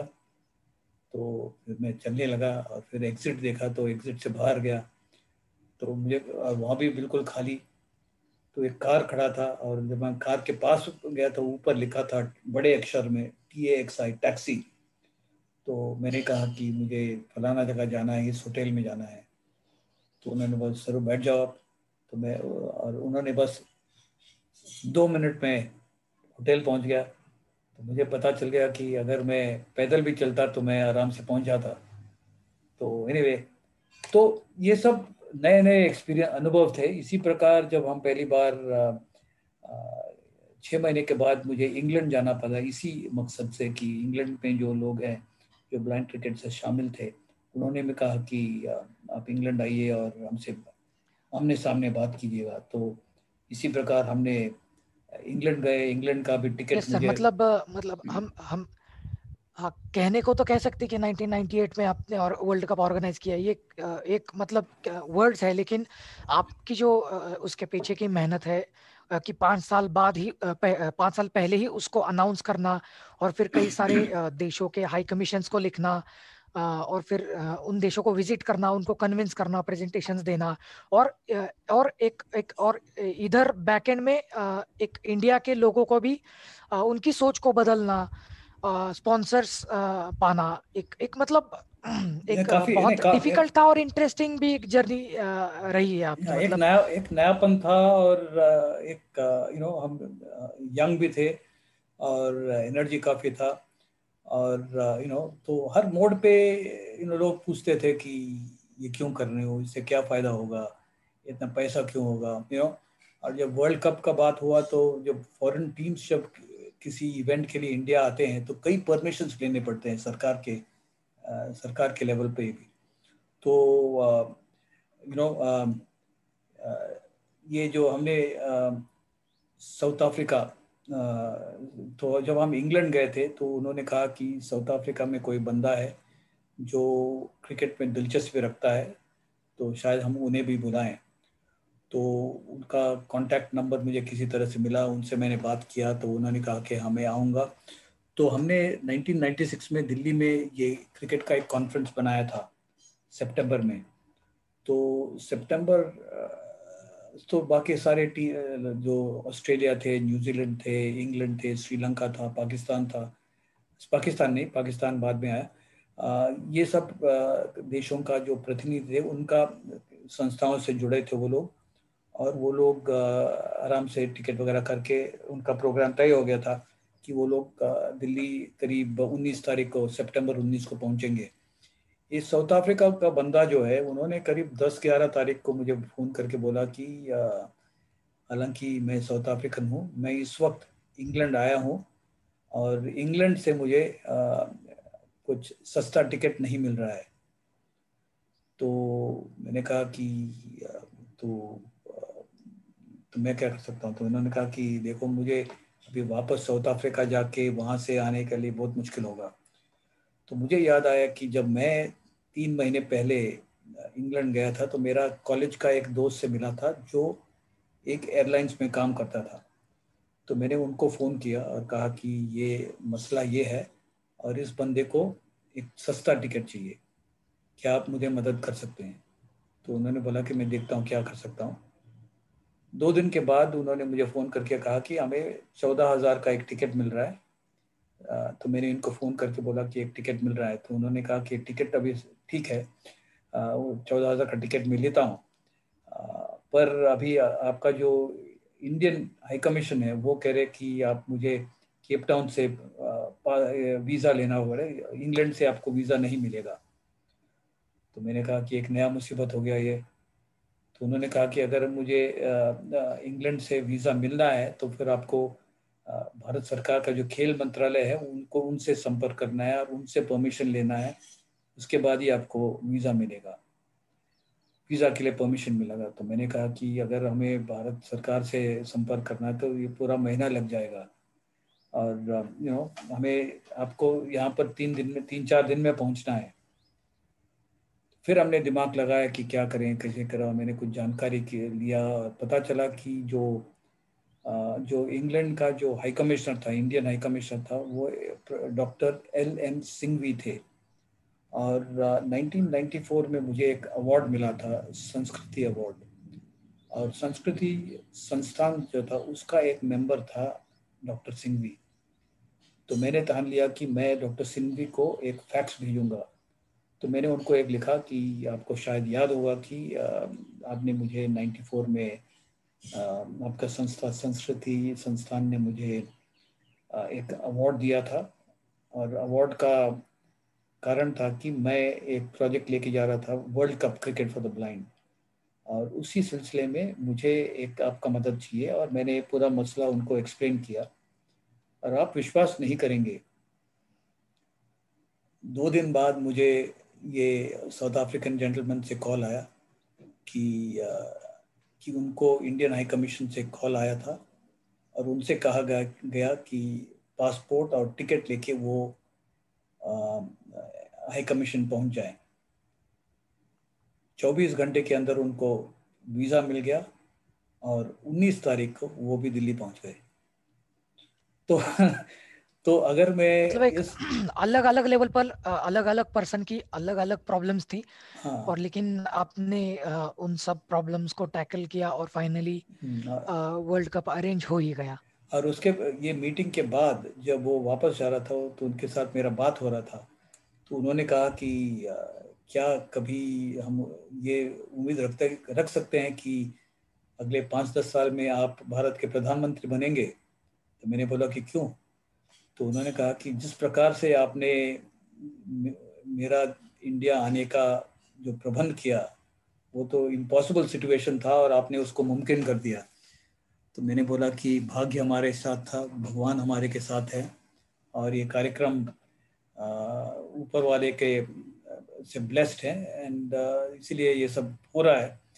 और ऐसा प्रधानमंत्री या पॉलिटिक्स में मेरा जाने का कोई इरादा नहीं है। तो तो एक वही मैं कहने वाला था, आप ये अगर पॉलिटिक्स में जाते तो बन भी जाते। ये एक अजूबा था। ये सबको ये लग रहा था कि ये जो जिस प्रकार लोग इंडिया आए, जिस प्रकार से वर्ल्ड कप हुआ, जिस प्रकार से लोग मिलजुल के इसको काम किया, काफ़ी लोग इंडिया में थे और बाहर भी थे, सोच भी नहीं सकते थे कि ऐसा एक इवेंट होगा कभी। अभी तो ये वर्ल्ड कप आम बात हो गया है, अभी 5-6 वर्ल्ड कप हो चुका है, बट जो यस सर। पहला वर्ल्ड कप था लोग सोच भी नहीं सकते कि एक ऐसा इवेंट होगा कभी। और एक्चुअली ऐसे ये वर्ल्ड कप का आयोजन के ऊपर ही मैं एक किताब लिख सकता हूँ, क्योंकि बहुत ही ऐसे दिलचस्प घटनाएं हुए, बहुत ही ऐसे छोटे छोटे चैलेंजेस थे जिसको सॉल्व करने में। वही तो कहीं पर मैंने सुना था कि आप कपिल देव और सुनील गावस्कर जी से भी मिले थे उस दौरान। उन्हें हाँ भी अप्रोच किया था ना शायद आपने कि आपका नाम वगैरह देने के लिए उनका ऐसा। हाँ, शुरू में 1989-90 में जो पहला नेशनल टूर्नामेंट हुआ, तो उसके आयोजन से पहले मैंने गावस्कर और कपिल देव से मुलाकात किया, उनसे सोचा, उनसे आग्रह किया कि वो इस ब्लाइंड क्रिकेट में इन्वॉल्व हो और ये मुमकिन बनाए। तो उन्होंने कहा कि इस वक्त हम लोग खेल रहे हैं, इस वक्त हमारे पास वक्त नहीं होगा, पर ये अच्छा एक प्रोजेक्ट है और अगर आप सही समझते हैं तो आप हमारा जो नाम है एज पेट्रन इस्तेमाल कर सकते हैं। तो जो शुरू में जो हमने क्रिकेट का आयोजन किया था, हम हमारे लेटर हेड में भी लिखते थे कि पेट्रन्स कपिल देव, सुनील गावस्कर। और 6 साल बाद माधवराव सिंधिया जी भी हमारे काफ़ी मदद किया था। वो भी हमारे प्रयास से काफ़ी प्रभावित हुए थे और उन्होंने कहा कि जो भी मदद चाहते हैं आप, हम आपको हम आगे नहीं सामने से नहीं कर पाएंगे, पर अगर आपको किसी से मिलना है और आपको अपॉइंट नहीं मिल रहा है तो आप मुझसे कहिएगा, तो मैं आपको मदद करूंगा। तो मैंने इससे सीखा कि जब आप किसी रास्ते में चल पड़ते हैं तो आपको कई लोग ऐसे मिलेंगे जो आपके साथ चलने के लिए तैयार हैं और कई लोग आपको मिलेंगे जो आपको मदद भी करने के लिए तैयार हो जाते हैं। So it is a great learning. और काफ़ी कुछ ज़िंदगी के बारे में मुझे सीखने को मतलब मिला। ऐसा नहीं है कि सिर्फ जिंदगी में डिस्करेज और डिमोटिवेट करने वाले ही लोग मिलते हैं, एक सपोर्ट करने वाले, इंकरेज करने वाले भी लोग मिलते हैं। इसी वजह से ये आज मतलब बिल्कुल बिल्कुल बिल्कुल। उस दिन आप मतलब वर्ल्ड कप वगैरह अरेंज कर पाए। और फिर अब हम आगे बढ़ते हैं सर। सो आप फिर इंस्पिरेशनल स्पीकिंग और स्कोर फाउंडेशन की तरफ हम आगे बढ़ेंगे। सो स्कोर फाउंडेशन का आइडिया कैसे माइंड में आया? एक तो मेरे दिमाग में ये क्लियर था शुरू से कि मैं जिंदगी भर क्रिकेट ही प्रमोट नहीं करूँगा, क्योंकि हर प्रोजेक्ट का एक शुरुआत होता है और एक एक्सपायरी डेट होता है। और यस सर। क्रिकेट का मेरा एक्सपायरी डेट हुआ था 2006-07 में, जब मुझे लगा कि मेरा जो रोल है इसमें ख़त्म हो रहा है और ये कोई हमसे यंगर जो है इस प्रोजेक्ट को आगे ले जाना चाहिए। और यही वजह थी कि 2006-07 में हमने हमारे जी के महंतेश जो थे वो 1990 से लेकर 1996-07 तक वो जो भी टूर्नामेंट्स हम आयोजन करते थे इंडिया में, वो कर्नाटक की तरफ से खेलते थे और काफ़ी सक्षम व्यक्ति थे। तो मैंने सोचा कि उन्होंने एक संस्था भी शुरू किया था, समर्थनम ट्रस्ट। तो मैंने सोचा कि यही योग्य व्यक्ति है जो इस कार्यक्रम को आगे लीडरशिप दे सकते हैं। तो यही वजह था कि हमने उनको कहा कि क्या आप इसको आगे ले जाना चाहेंगे? तो उन्होंने कहा ज़रूर। तो 2007-8 से उन्होंने cricket association for the blind in India को शुरू किया और उसको आगे ले गया। तो क्रिकेट के दौरान और 1998 के बाद 1988-99 में 98-99 में मैंने एक नया प्रोजेक्ट शुरू किया था, जहां पर हमने ब्लाइंड युवाओं को कम्युनिकेशन स्किल्स में ट्रेनिंग देने का कार्यशाला कंडक्ट करना शुरू किया। ब्रिटिश एयरवेज ने इसको स्पॉन्सर किया और हमने इंडिया के अलग अलग जगहों पे गए और 2 दिन का ये कार्यशाला आयोजन किया, जहाँ पर ब्लाइंड लड़के लड़कियाँ शामिल होते थे और हम कम्युनिकेशन स्किल्स के बारे में उनसे बातचीत करते थे और किस प्रकार से आप अपना कम्युनिकेशन स्किल्स बढ़ाना चाहिए। क्योंकि मेरा मानना था कि ज़िंदगी में जब मेरा खुद के ज़िंदगी में देखता हूँ तो एक चीज़ जो मेरे लिए काम आया वो था मेरा कम्युनिकेशन स्किल्स। और मैं चाहता था कि दृश्यबाधित लोग जो है हमारे देश में, आगे का जो पीढ़ी है, वो भी जैसे जैसे वो बड़ा होता है, उनको अपना कम्युनिकेशन स्किल्स डेवलप करना चाहिए, उस पर जोर देना ज़रूरी है। तो यही कारण था हमने ये कार्यक्रम किया। तो इसके दौरान क्रिकेट और ये कम्युनिकेशन स्किल्स कार्यशालाओं के दौरान मुझे मौका मिला कई लोगों से मिलने के लिए, ब्लाइंड लोगों से मिलने के लिए, उनके परिवारों से मिलने के लिए, सरकारी जो अफसर हैं उनसे मिलने के लिए, जो कंपनीज थे, कॉर्पोरेट्स थे, उनसे मिलने के लिए, राजनेता थे उनसे मिलने के लिए, डॉक्टरों से मिलने के लिए। और एक चीज़ बिल्कुल साफ था, असली प्रॉब्लम जो था वो नज़र का नहीं था, वो नज़रिया का था। Problem was not with the blindness, it was with the mindset. और मैंने सोचा कि ये माइंडसेट को एड्रेस करना बहुत ज़रूरी है और यही वजह थी कि हमने स्कोर फाउंडेशन को स्थापना किया 2002 में और प्रोजेक्ट आईवे को लॉन्च किया, जिसके माध्यम से हमने ये जो माइंडसेट है, जो लोगों का नज़रिया है, उसको इन्फ्लुएंस करने का प्रयास किया और अभी भी प्रयास कर रहे हैं। और ये जो स्कोर फाउंडेशन के अंतर्गत हमने कई कार्यक्रम किए हैं। एक तो हमने highway.org.in हमारा जो वेबसाइट हमने चालू किया और उसके बाद हमने 2006 में एक रेडियो कार्यक्रम शुरू किया जिसका नाम था हाईवे, ये है रोशनी का कारवां, जो ऑल इंडिया रेडियो में भारत के अलग अलग हिस्सों में इसका प्रसारण हुआ और इसका प्रसारण करीब 8 सालों तक चला, 2006 से लेके 2014 तक। और ये रेडियो कार्यक्रम सुनते सुनते लोग हमें फ़ोन करना शुरू किया। अपने अपने समस्याओं को लेके, क्योंकि लोग कार्यक्रम का कंटेंट सुनकर लोगों को ये समझ में आया कि शायद ये लोग दृष्टिबाधित जिंदगी के बारे में ये लोग काफ़ी कुछ जानते हैं और शायद ये हमारे व्यक्तिगत समस्याओं को हल कर सकते हैं या हल करने में मदद कर सकते हैं। ये सोच के लोग हमें कॉल करना शुरू किया और यही कारण था कि हमने आईवे हेल्पलाइन का शुरू किया। और 2012 में हमें मौका मिला एक नेशनल टेलीविज़न पे एक धारावाहिक को बनाने और प्रसारण करने का, और उस धारावाहिक का नाम था नज़र या नज़रिया। सर वो सारे एपिसोड देखे हैं मैंने उसके। हाँ, उसका ये नसीरुद्दीन शाह और हर्ष छाया ने उनका एंकर किया और कई इश्यूज पे हमने उसमें बात किया है, डिस्कस किया है। और हेल्पलाइन भी हमने 2015 में हमने अलग दूसरे संस्थाओं के साथ मिलके अलग अलग क्षेत्रों में, अलग अलग भाषाओं में, क्षेत्रीय भाषाओं में वो डेवलप करने का प्रयास कर रहे हैं। हालांकि मैंने ये नहीं कहूँगा कि ये जो हेल्पलाइन पूरी तरह से सफल हो रहा है, क्योंकि ये चलाने के लिए काफ़ी फाइनेंशियल स्पॉन्सरशिप की ज़रूरत है और वो मिलना बहुत ज़रूरी है, क्योंकि हमारा देश में कई इश्यूज हैं जहाँ पर लोग सपोर्ट करते हैं, जैसे कि महिलाओं का इश्यूज हैं, एड्स, HIV एड्स का इश्यूज हैं, चिल्ड्रन जो बच्चों का जो इश्यूज हैं, जेंडर के इश्यूज हैं। तो दृष्टिबाधिता, why not issue of disable people, disability का इशू एक वन ऑफ मेनी है। और लोग समझते हैं कि जहाँ पर ज़्यादा रिजल्ट्स मिलेंगे उसी में उसका फंड्स देंगे।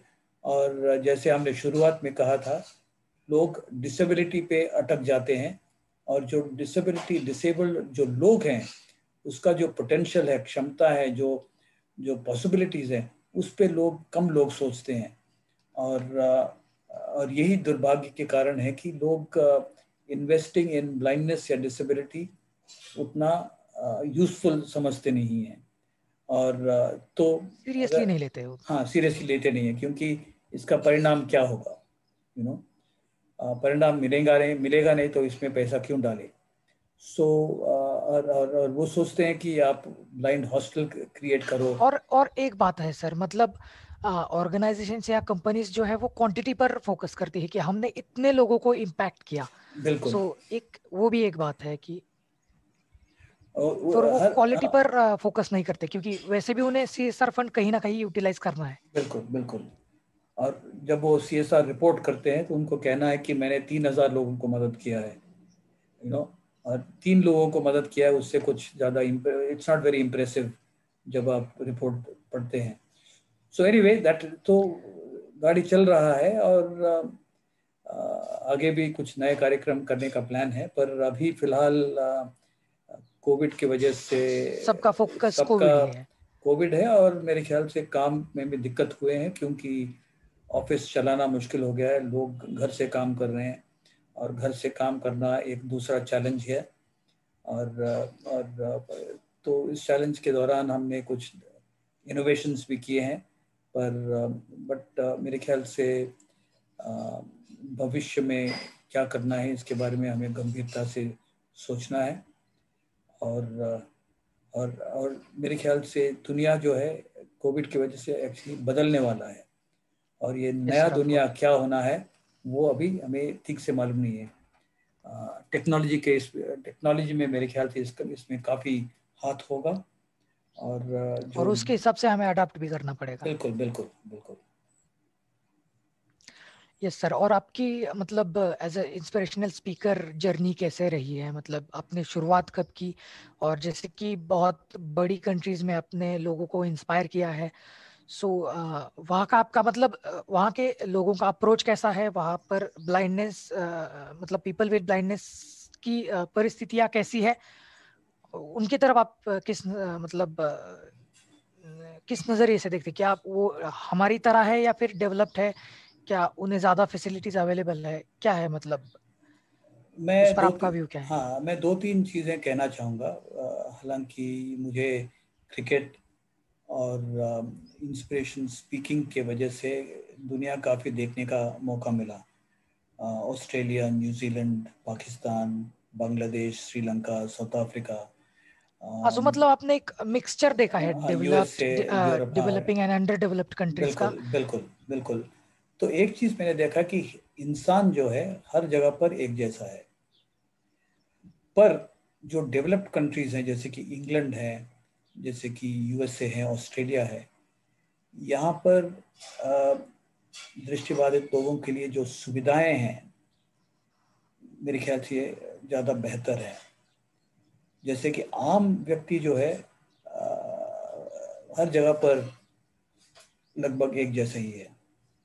कुछ लोग जैसा मिलेंगे। मतलब यहाँ अच्छा लोग मिल रहे हैं तो वहां भी अच्छे मिलेंगे, यहाँ डिस्क्रिमिनेशन हो रहा है तो कहीं ना कहीं भी वहां पर भी होगा ही होगा। बिल्कुल ऐसा नहीं बिल्कुल। कि वो डेवलप्ड कंट्री है हाँ, तो आपको किसी भी तरह का डिस्क्रिमिनेशन नहीं मिलेगा, या फिर किसी भी बिल्कुल प्रकार का बिल्कुल बिल्कुल। मतलब लोग, जो लोग हैं, मतलब कुछ लोग ऐसे भी होते हैं कि इंडिया से वहां पर गए होते तो उनका माइंडसेट ऐसा ही होता है ना। हाँ, सो यस। मेरे कहने का मतलब ये है कि जैसे कि अगर आप इंग्लैंड जाते हैं तो इंग्लैंड में आपको, अगर आपको लंदन अंडरग्राउंड हो या उनका जो ट्रेन सिस्टम हो वहाँ पर ट्रैवल करना हो तो काफ़ी सिस्टम्स हैं जो ब्लाइंड लोगों को मददगार है।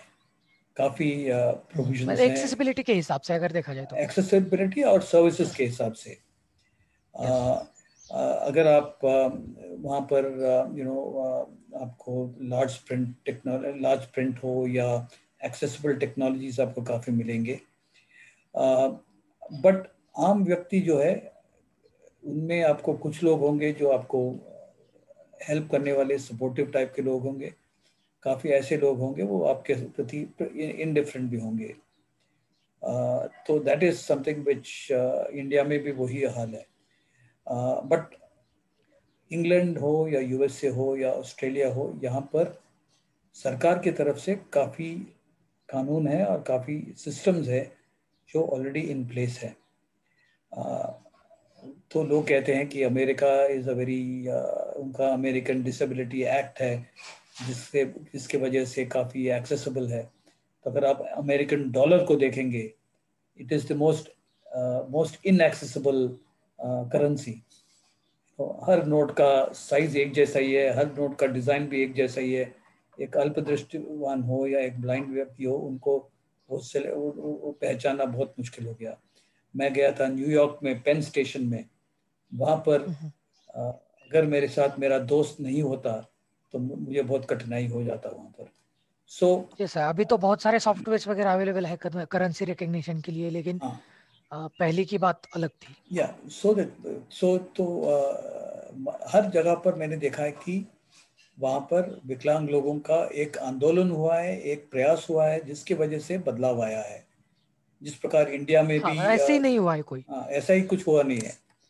विकलांग लोग बाहर आए हैं, व्हीलचेयर में हो या ब्लाइंड हो या जो ना सुनने वाला हो, हियरिंग एंड स्पीच इम्पेयर्ड लोग हैं, ये सब लोग बाहर आए हैं और आंदोलन किए हैं, अपने मांगों के लिए लड़े हैं।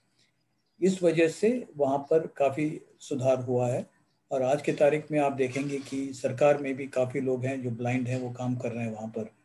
वकील लोग हैं, कॉलेजों में प्रोफेसर्स हैं, सीनियर प्रोफेसर्स हैं, काफ़ी लोग हैं। सो और वहाँ पर भारत की तुलना में जनसंख्या भी कम है। सो जब जनसंख्या कम है तो प्रॉब्लम सॉल्व करने में भी उतना आसानी है। You know yes. सो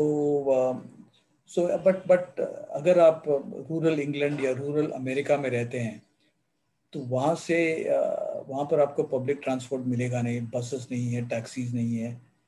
आपके पास अगर खुद का गाड़ी नहीं है तो फिर आप वहीं पर फंसे रहेंगे। ये समस्या वैसे आपके इंडिया में नहीं मिलेगा। You know yes sir. So ऐसे। बावजूद कि ज्यादा पॉपुलेशन है, सब कुछ, हम्म, इतनी गरीबी है हमारे देश में, हम्म, डेवलपिंग कंट्री होने की वजह के बावजूद भी मतलब सारी सर्विसेज अवेलेबल है, लेकिन फिर भी वहाँ पर रूरल इंग्लैंड और रूरल अमेरिका में ये मतलब बेसिक अम्यूनिटीज अभी भी अवेलेबल नहीं है। आपको खुद का गाड़ी होना चाहिए, और हर घर में गाड़ी कुछ ना कुछ, कार या पिकअप ट्रक या जीप, ऐसा कुछ ना कुछ होगा ही, या साइकिल या कुछ होगा। तो अगर आप ब्लाइंड मतलब हैं, लोगों के पास ये अवेलेबल है, इसलिए गवर्नमेंट का कुछ अवेलेबल नहीं है, ऐसा है? या वहां तक हमने सोचा नहीं है शायद। हाँ। हाँ हाँ, ऐसा हो सकता हो है। सकता है, बिल्कुल बिल्कुल। हाँ। बिल्कुल सर। और मतलब सो तो आपने सो सो इंस्पिरेशनल स्पीकिंग आपने बहुत जगह की है, तो कुछ मतलब ऐसे टॉपिक्स जहाँ पर आपने बड़े बड़े डेस्टिनेशंस पर टच किए हो, और जिन टॉपिक्स की वजह से लोगों में बदलाव आया है, ऐसे सो मतलब कुछ टॉपिक्स हमें अगर बताओ तो बेटर रहेगा। हाँ, तो शुरू में मैं कहता हूँ कि मैं किस तरह के संस्थाओं में बात किया है। यस। हमने 2019 में, 18 में भी गया था, 19 में भी गया था, अमेरिका गया था। तो वहाँ पर शुरुआत हुआ था, एक यूनिवर्सिटी में मुझे इनविटेशन मिला था, एक बिजनेस स्कूल ओक्लाहोमा में। तो वहाँ पर हमने करीब 200 लड़कियों के सामने बात किया। तो वो चाहते थे कि वो हमारी जो विकलांगता के साथ जो मुश्किलात, एक ज़िंदगी जो लोग समझते हैं कि मुश्किल है, ऐसे ज़िंदगी में हमने अपना गाड़ी आगे कैसे ले गया, हमारे लाइफ जर्नी क्या था। तो उस विजिट में हमने ये ओक्लाहोमा में जो बिजनेस स्कूल था वहाँ पर बात किया। ड्यूक ड्यूक यूनिवर्सिटी है, new yes sir, it's one of the top 20 हाँ यूनिवर्सिटीज इन द हाँ वर्ल्ड। हाँ, तो वहाँ पर हमने बात किया। फिर वर्ल्ड बैंक में जो इंडिया क्लब है वहाँ पर हमने बात किया, जो वॉशिंगटन डीसी में है। फिर हम गए थे टेक्सास में। टेक्सास में डलस नाम की जगह है, वहाँ पर एक इंडिया क्रिकेट लीग है वहाँ पर, तो उन्होंने हमें बुलाया था बात करने के लिए। फिर हमने बॉस्टन बॉस्टन के पास एक जगह है स्टोर्स, वहाँ पर यूनिवर्सिटी ऑफ कनेटिकट, वहाँ पर हमने बात किया था। इसी प्रकार इंग्लैंड में हमने 2-3 जगहों पे बात किया था इससे पहले। फिर जब हम ब्लाइंड क्रिकेट के दौरान न्यूजीलैंड गए थे, तो उस दौरान मुझे 2-3 जगहों पर बुलाया था वहाँ पर बात करने के लिए। और फिर ऑस्ट्रेलिया में ऑस्ट्रेलियन इंस्टीट्यूट ऑफ हेल्थ ने हमें बुलाया था वहाँ पर बात करने के लिए, मेलबर्न में। इसी प्रकार हमने साउथ अफ्रीका में 1-2 जगह पर बात किया। सो अक्सर अमेरिका और इंग्लैंड देयर आर में लॉट्स ऑफ डेस्टिनेशंस। हाँ, तो हमें इसी प्रकार पाकिस्तान में 2-3 जगह पर बात करने का मौका मिला। तो अक्सर topic was about challenges and facing up to challenges, pushing your boundaries। जो हमारे ज़िंदगी का जो बाउंड्रीज होते हैं, हमारे सोच हमारे लिए कुछ बाउंड्रीज निर्धारित करते हैं, और किस प्रकार से हमारे सोच को बदल के हमारे बाउंड्रीज को पुश करते हैं, हमारे कंफर्ट जोन से निकल के हम लोग काम करते हैं। तो ऐसे विषयों पर वो लोग बात करना चाहते थे। और इसी प्रकार विदेश में हमें जब हम किसी और कारण से गए थे वहाँ पर, तो हमें वहाँ पर लोकल चर्चेस थे, गिरजाघर थे, वहाँ पर हमें 1-2 बार बात करने का मौका मिला। वहाँ पर भी ये विकलांगता और जो चैलेंजेस हैं ज़िंदगी में, जो चैलेंजेस हैं उसको किस प्रकार से अप्रोच करना है, और किस नज़रिए से हमें अपना ज़िंदगी जीना है। और हमने so it is all about हमारा जो व्यक्तिगत अनुभव है उसको बांटना है, और अलग अलग ऑडियंस के सामने हम अलग अलग तरीके से उसको पैकेज करते हैं। पैकेजिंग का डिपेंड होता है, अगर आप प्रोफेशनल के सामने बात कर रहे हैं तो उस अंदाज में बात करना है। अगर आप स्टूडेंट्स के सामने बात कर रहे हैं उस तो अंदाज, कॉन्टेक्स्ट में, मतलब उस उनके कॉन्टेक्स्ट में, फील्ड के हिसाब से। हाँ बिल्कुल बिल्कुल, तो कॉन्टेक्स्ट के हिसाब से बात करना होगा। तो ये है अभी पिछले 1-1.5 साल में, ये कोविड आने के बाद मैंने डिसाइड किया है कि अभी मैं विदेश यात्रा कम करूंगा, इंडिया में ही काम यात्रा करूंगा, क्योंकि विदेश यात्रा में प्लेन में करीब 14, 16, 18 घंटा बैठना इस उतना उतना इंटरेस्टिंग नहीं है। हाँ वही तो। और हम ज्यादा से ज्यादा इंडियन लोगों को इंस्पायर करेंगे, इंडियन लोगों से बात करेंगे तो उनकी सोच बदलने में ज्यादा मतलब इफेक्टिव रहेगा ये। या बिल्कुल बिल्कुल। सो सर एक मतलब क्वेश्चन माइंड में आया है कि आप इतने इंस्पिरेशनल टॉक्स दिए हैं, कई सारे टेड टॉक्स। सो आपको मतलब किसी ने इंस्पायर किया हो, ऐसे कोई व्यक्ति, ऐसी कोई बुक, ऐसी कोई मूवी जिसे पढ़कर सुनकर आप मतलब बहुत प्रेरित हो चुके हैं, ऐसे ऐसा कुछ है जो आप जिसके बारे में आप शेयर करना चाहें? 2-3 लोग हैं जो जिनसे मैं प्रभावित हूँ। Yes, sir. एक मेरे खुद के पेरेंट्स, वो काफ़ी सकारात्मक सोच रखते थे। मेरे मदर स्पेशली वो ये विचार रखते थे कि ज़िंदगी में कुछ भी हासिल हो सकता है अगर आप उस रास्ते पे चल पड़ते हैं। तो दैट वाज वन। दूसरा, एक ऑस्ट्रेलिया क्रिकेट कैप्टन थे, इयन चैपल, जो कहते थे कि प्रॉब्लम सामने है, उसको सॉल्व करो, उससे डरो मत। और तीसरा, ये जो इंडियन फिल्म इंडस्ट्री में मैं जब छोटा था, बड़ा हो रहा था, तो एक एक्टर था अमिताभ बच्चन। तो उनका अभी जो भी है वो मतलब, हाँ, अभी पर भी उनकी फिल्में बहुत चलती है।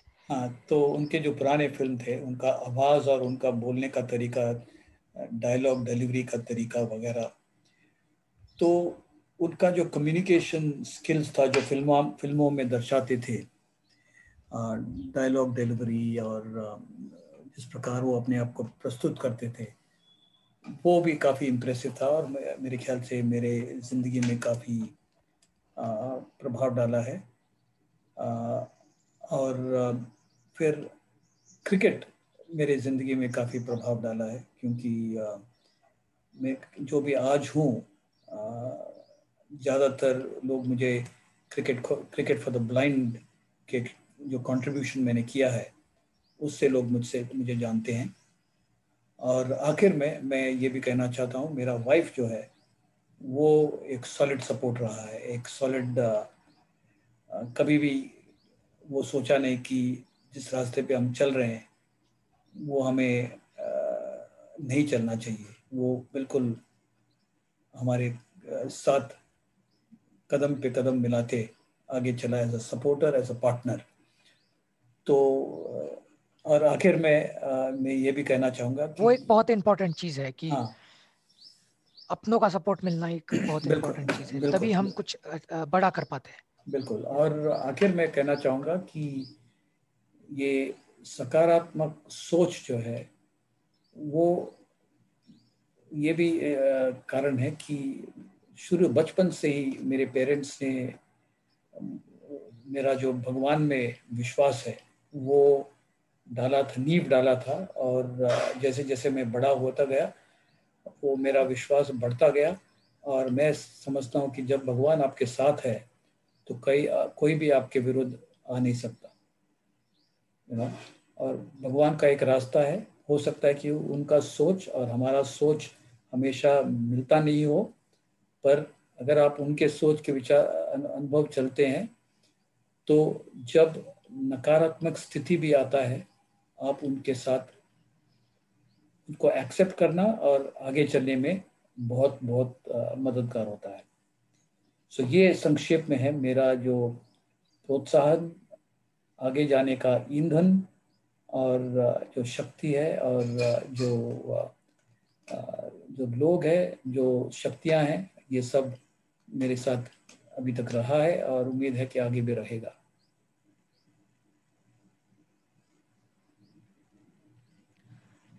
Yes sir. और एक क्वेश्चन है कि आपकी मतलब बहुत कुछ अचीव किया है आपने, बहुत सारी फील्ड्स को ट्राई किया है, बहुत सारे लोगों से मिले हो आप। सो बिगेस्ट लर्निंग क्या है आपकी लाइफ लॉन्ग, जो आपकी मतलब जो आपके साथ हमेशा से रही है? बिगेस्ट लर्निंग ये है कि अगर आप किसी चीज़ पे स्ट्रांगली बिलीव करते हैं, आप कन्विंस्ड है, तो आप उसको करना चाहिए। तो कोई भी ऐसा चीज़ नहीं है यस। जो नामुमकिन है। Everything is possible provided you are willing to be 100% committed. मैं ये कहना चाहूँगा कि मेरे जो ज़िंदगी के सफ़र में मेरा मुलाकात हुआ था एक व्यक्ति से जो वेस्ट इंडीज़ के लिए क्रिकेट खेला था 1960s में। उनका नाम है Conrad Hunt. Conrad Hunt West Indies का ओपनिंग बैट्समैन हुआ करता था। तो उनसे हमारा मुलाकात हुआ था एक वर्ल्ड ब्लाइंड क्रिकेट काउंसिल का मीटिंग जो हमने साउथ अफ्रीका में किया था। तो उस दौरान उन्होंने कहा कि जिंदगी का मंत्र 5 डीज है। उन्होंने कहा कि आपके पास एक ड्रीम होना ज़रूरी है, उस ड्रीम को पूरा करने का डिज़ायर होना ज़रूरी है, और उसके साथ डिसिप्लिन, डेडिकेशन और डिटर्मिनेशन होना ज़रूरी है। अगर आपके पास ये 5 डीज हैं तो फिर आपको कोई रोक नहीं सकेंगे। बिल्कुल बिल्कुल सही कहा है सर। हमें मतलब बहुत बहुत कुछ सीखने को मिल रहा है आपसे। और एक मतलब अब लास्ट क्वेश्चन ही जिसे हम कह सकते हैं कि आपका मतलब हमें और हमारे सुनने वालों को एक अगर मैसेज देना चाहे तो क्या देंगे? एक मतलब एक ऐसा एक ब्लाइंड कॉन्टेक्स्ट में एक बात कहिए कि एक विजुअली इम्पेयर्ड कम्युनिटी को एक जो भी आपको कहना है वो भी कहिए, और एज अ होल सोसाइटी को एक मैसेज आपको जो देना है मतलब वो एक दीजिए। एक सरल मैसेज यही है कि एक ब्लाइंड व्यक्ति का ब्लाइंडनेस पे ध्यान मत दीजिए, उनके व्यक्तित्व पे ध्यान दीजिए। लुक मतलब एट द ये विजुअली मैन। इम्पेयर्ड लोगों के लिए, खुद के अपनों के लिए भी ये लागू होता है, और पूरे मतलब या बिल्कुल जो विजुअली इम्पेयर्ड या नहीं है उन पे भी, उनको भी उनके लिए भी। लागू है। हर यस यस यस। हर ब्लाइंड व्यक्ति में एक इंसान है, उस इंसान में काबिलियत है, उस इंसान में इच्छाएं हैं, पोटेंशियल है। उसको देखिए, उसको बढ़ाइए, उस पे आप इन्वेस्ट कीजिए, और आप ब्लाइंडनेस को एक एक इनकन्वीनियंस के तौर पे ही देखिए। उसको ज़्यादा आप भाव मत दीजिए। अगर आप उसको ज़्यादा ध्यान देंगे तो आप एक ज़िंदगी बर्बाद कर रहे हैं।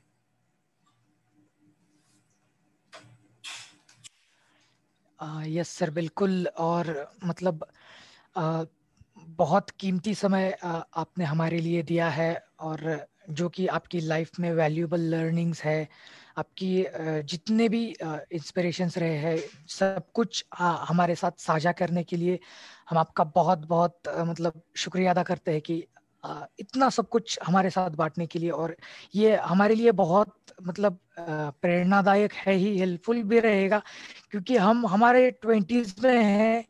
So it would be like life long learning with us की ये जो आपने सब कुछ बातें हमारे साथ कही है, जो मतलब मेरे लिए तो रहने ही वाली है ऑफ कोर्स, लेकिन हमारे सुनने वालों के लिए भी, संतोष है, सौरभ है।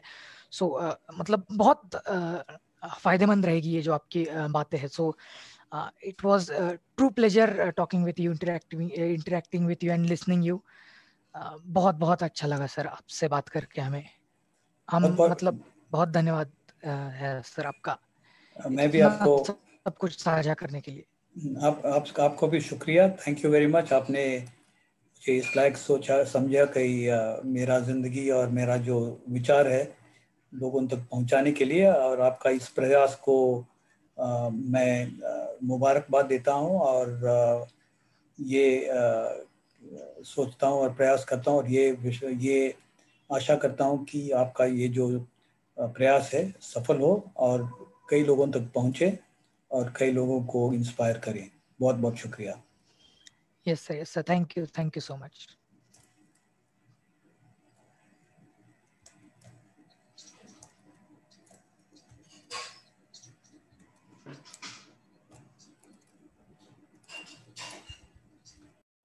तो दोस्तों कैसा लगा आपको ये वीडियो? मुझे आप पर्सनली पूछेंगे तो बहुत ही इंस्पायरिंग ये वीडियो था, बहुत कुछ सीखने को मिला। जो जॉर्ज सर हैं उनके जो एक्सपीरियंसेस है उनसे भी बहुत कुछ सीखने को मिला। तो आपको ये वीडियो कैसा लगा आप कमेंट्स के थ्रू हम तक पहुंचाइए। आपके कोई सुझाव हो वो भी हम तक कमेंट के थ्रू पहुंचाइए। इस वीडियो को लाइक कीजिए, अपने दोस्तों के साथ शेयर कीजिए और इस चैनल को तो सब्सक्राइब कर ही देना है आपको दोस्तों।